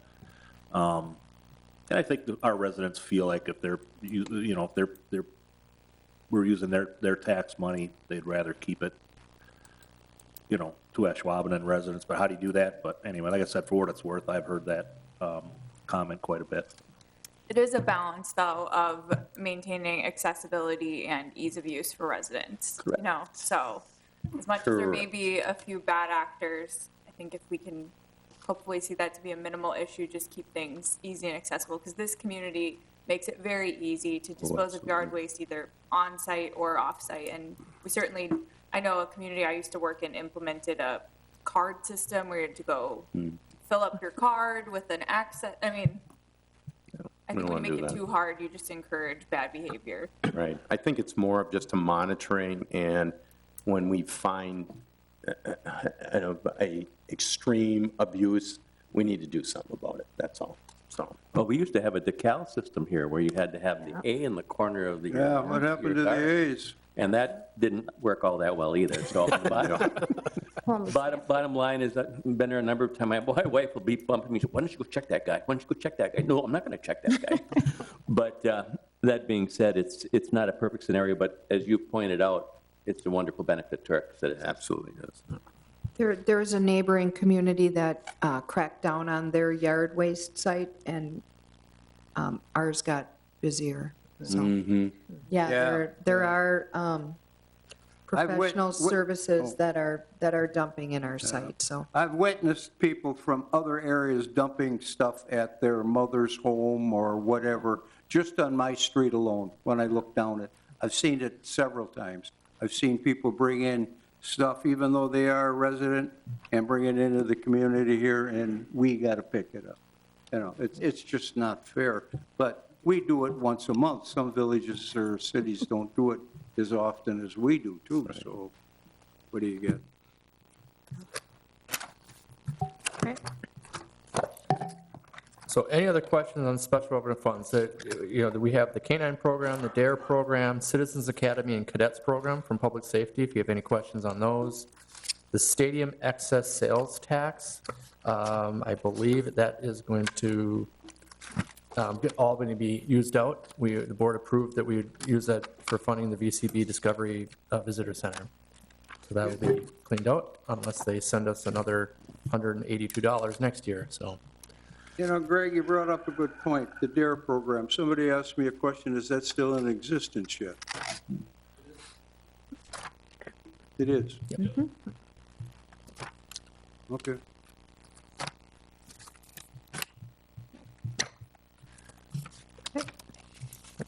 Okay. Moving on. Then the debt service fund, I'll talk briefly. So really, as Joel brought out in one of the first slides was, if you caught on there, tax levy, it was required. So we have, these are our primary obligations with levy. The first thing you need to carry for is your debt service requirements. And so what we have on the books, it's a large increase this year. There is a large TIF 3 principal payment due. The district right now is trending very well and can afford to do that. We do have the option to refund that. I'm working with Baird. He asked me, I said, let's revisit it in the spring. And we always have the opportunity to refund that. We'll have to do that by September if we wanted to. Otherwise, we'll just pay off that principal and that would be done. So that large increase isn't related to the general fund. On page 126, you can see the breakout of our debt and where it comes from. So the general fund debt and the referendum debt are really kind of the levy. The TIDs will contribute, they will transfer funds out of TIF into this fund to pay for their own debt. So that gets covered in that regard. And then you can see the trend over the next 5 years, what we're looking at. Point I always try to make is our general fund debt, we like to keep that kind of steady and level if we can.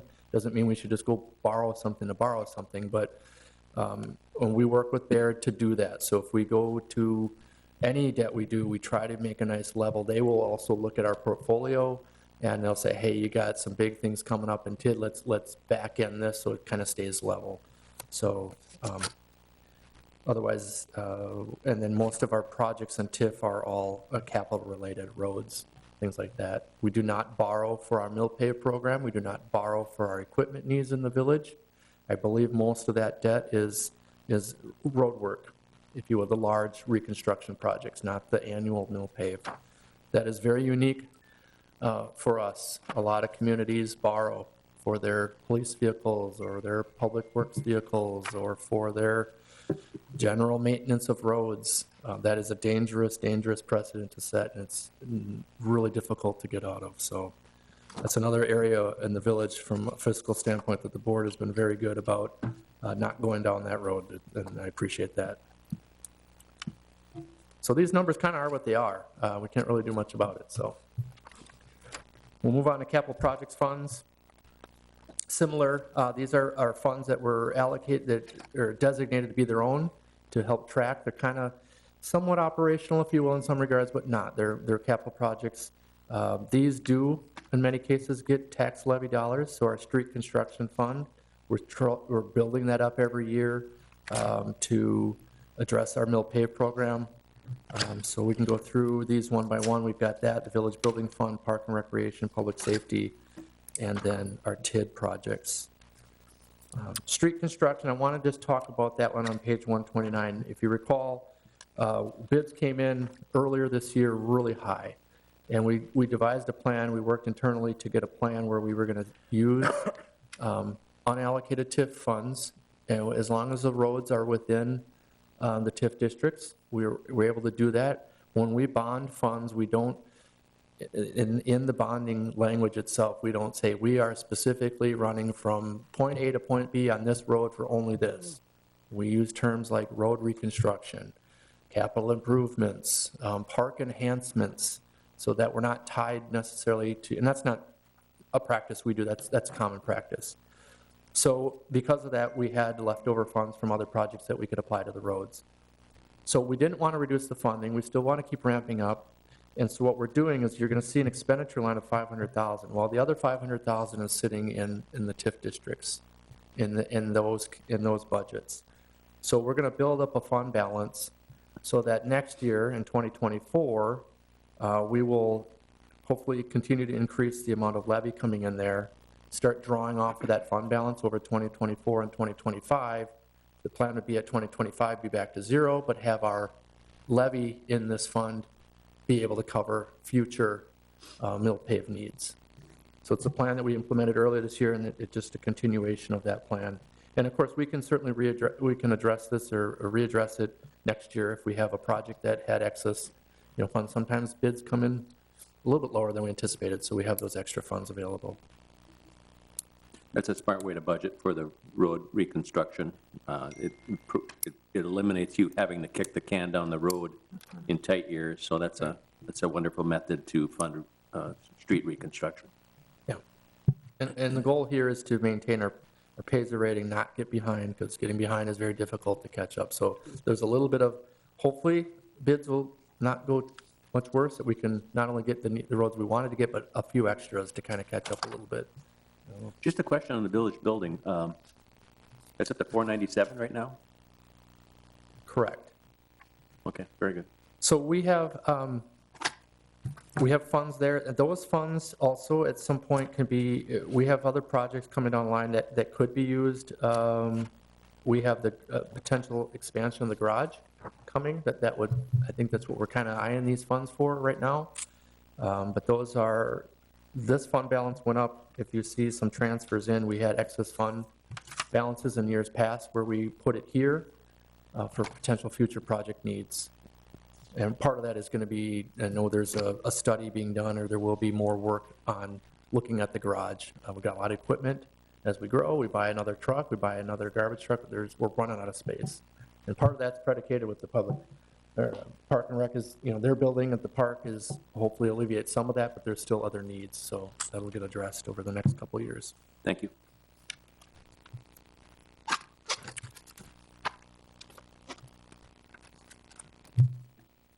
Any questions on the street construction or village building? Any other ones?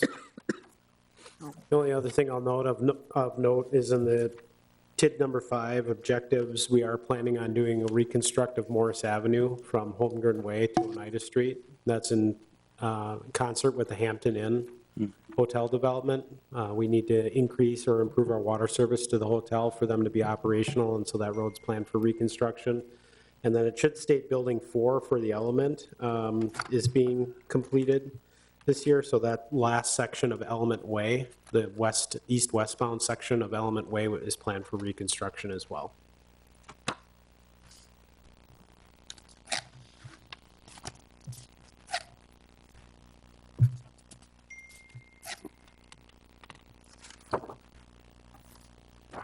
Any questions on park recreation or public safety capital project funds?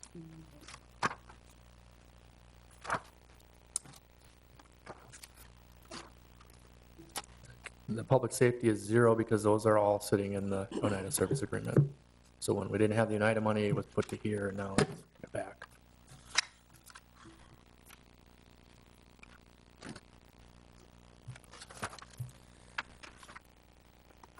Any questions on the TIF? The TIF, a little bit, we have some ideas, we have some plans and some things as Joel talked about. And then there's also always the opportunity of something new coming in, and then we address it as that happens. So we may have a deal we can't pass up, and we may need to come to the board to borrow funds or do a project, and that's what we would do with those. But you can see the significant increase in property tax coming in TID 3. You're starting to see a lot of those bigger developments start to come through, and the revenue's starting to come in. So that's a really good, exciting, that's how TIF works. It was slowed up by a couple things, but it's coming through. A lot of that's related to the Packers, but still. And we'll see that with TID. The plan for TID 4 is to close it next year, so there'll be more coming to the board on that process. And then TID 5 is, although the numbers don't look great, it will rebound. We've got the Hampton Inn. There's a non-incentive project. We've got other non-incentive projects now going on that will help a lot as well.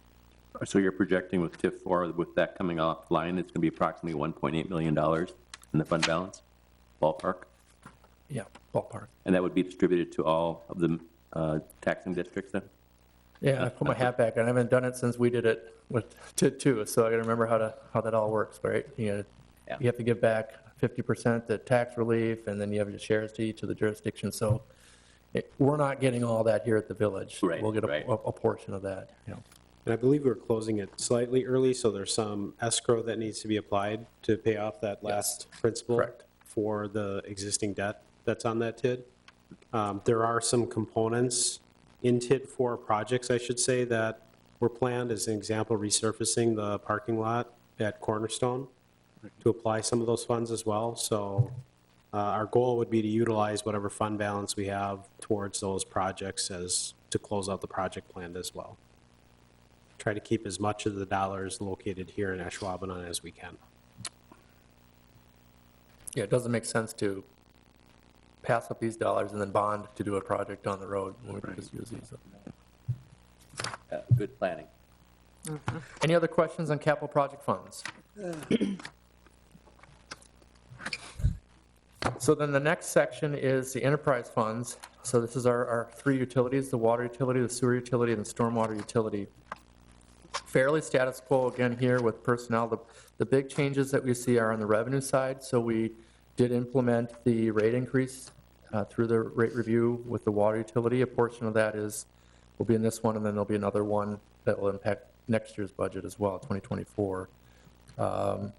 The plan then is going forward, I think, to do more simplified rate cases over 2 to 3 year periods, and do where we don't have to do the full rate review, involve that much involvement with the PSC, where we can manage more from an inflationary standpoint on our own. And that's similar to what we're going to do with the sewer utility as well going forward, kind of manage that on a year-by-year basis. It should be noted, on page 142, if you look at the operating income or loss on the water side, we are now projecting a net gain operating, as opposed to the prior years. We had a substantial loss, and that's the result of that water rate case and the increase of our water.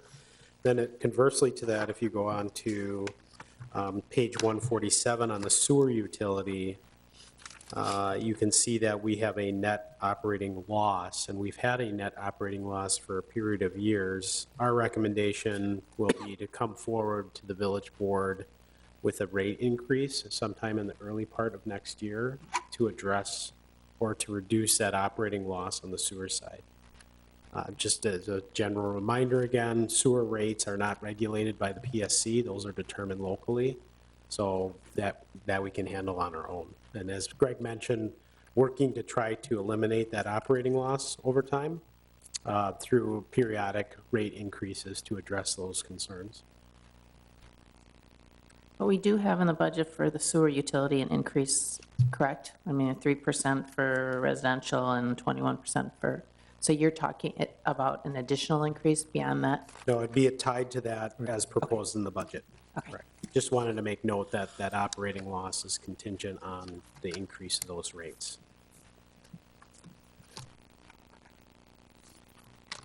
And just some of you that may not know the history of the utilities, the water and sewer especially had really large cash inflows a number of years ago. And our plan has been all along to draw off of those over time.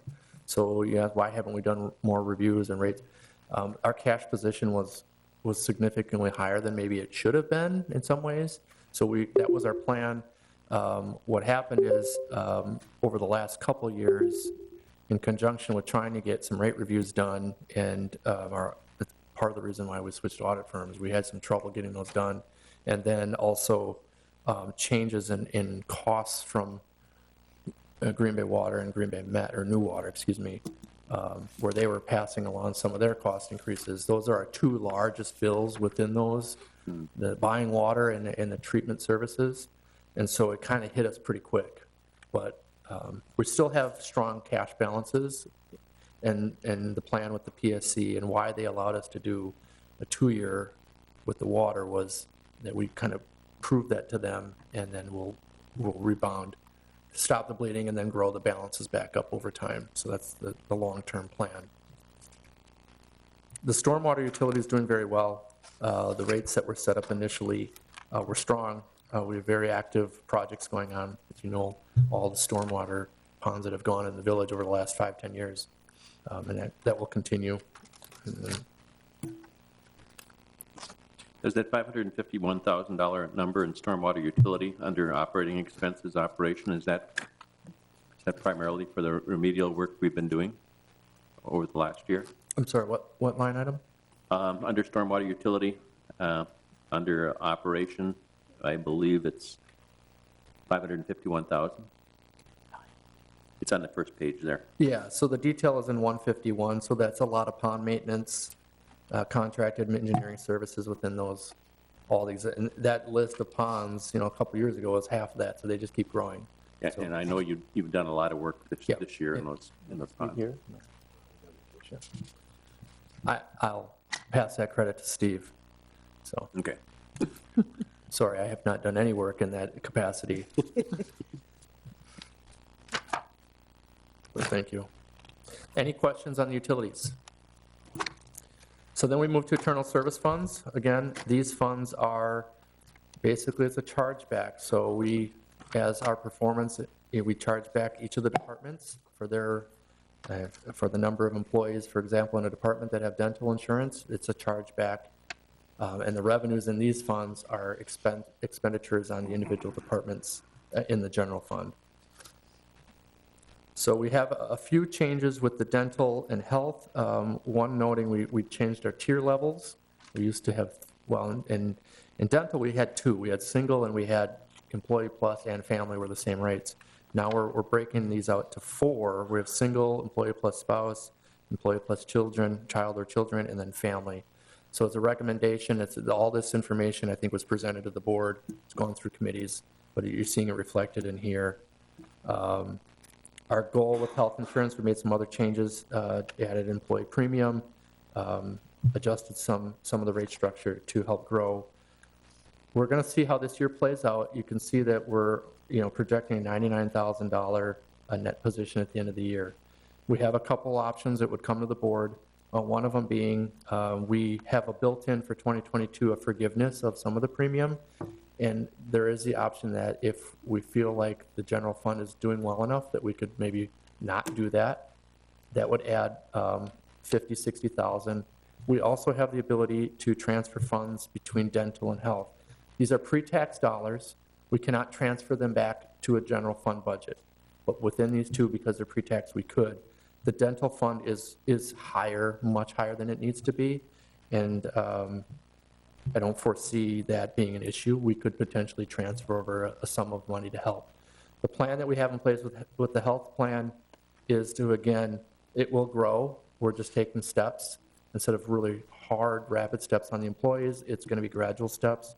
So we do have a plan that was addressed in the audit presentation, but we do have a plan to build that fund balance back up. And as some of you know, it takes one good year sometimes and it's back really quick. But it takes one bad year to lose it really quick. But overall, it's far better to be self-funded than to go through, not be self-funded and you really are stuck with whatever they decide your rate increases are going to be. Here we can manage within our own experience and our own plan. You had mentioned previously that you'd like a fund balance at some point in time to get back up to about $500,000. Correct. Okay. Yep.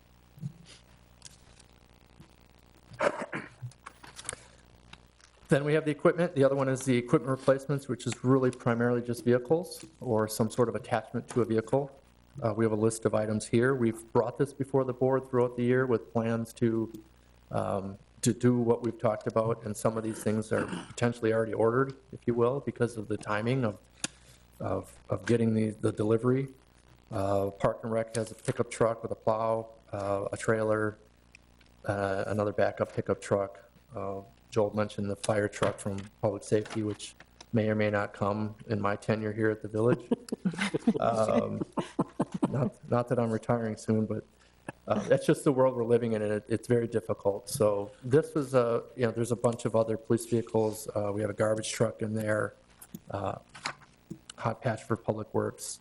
We have a very good, strong, long-term plan in our vehicles that the staff, they will go through this every year, update it. And again, we're trying not to get everything at once, although this feels pretty heavy. Some of these are delayed from prior years, but overall, it's looking out ahead. Hey, this one we kind of want to push back, but we really can't because it's just going to create a burden next year or the year after. So these are the items out there.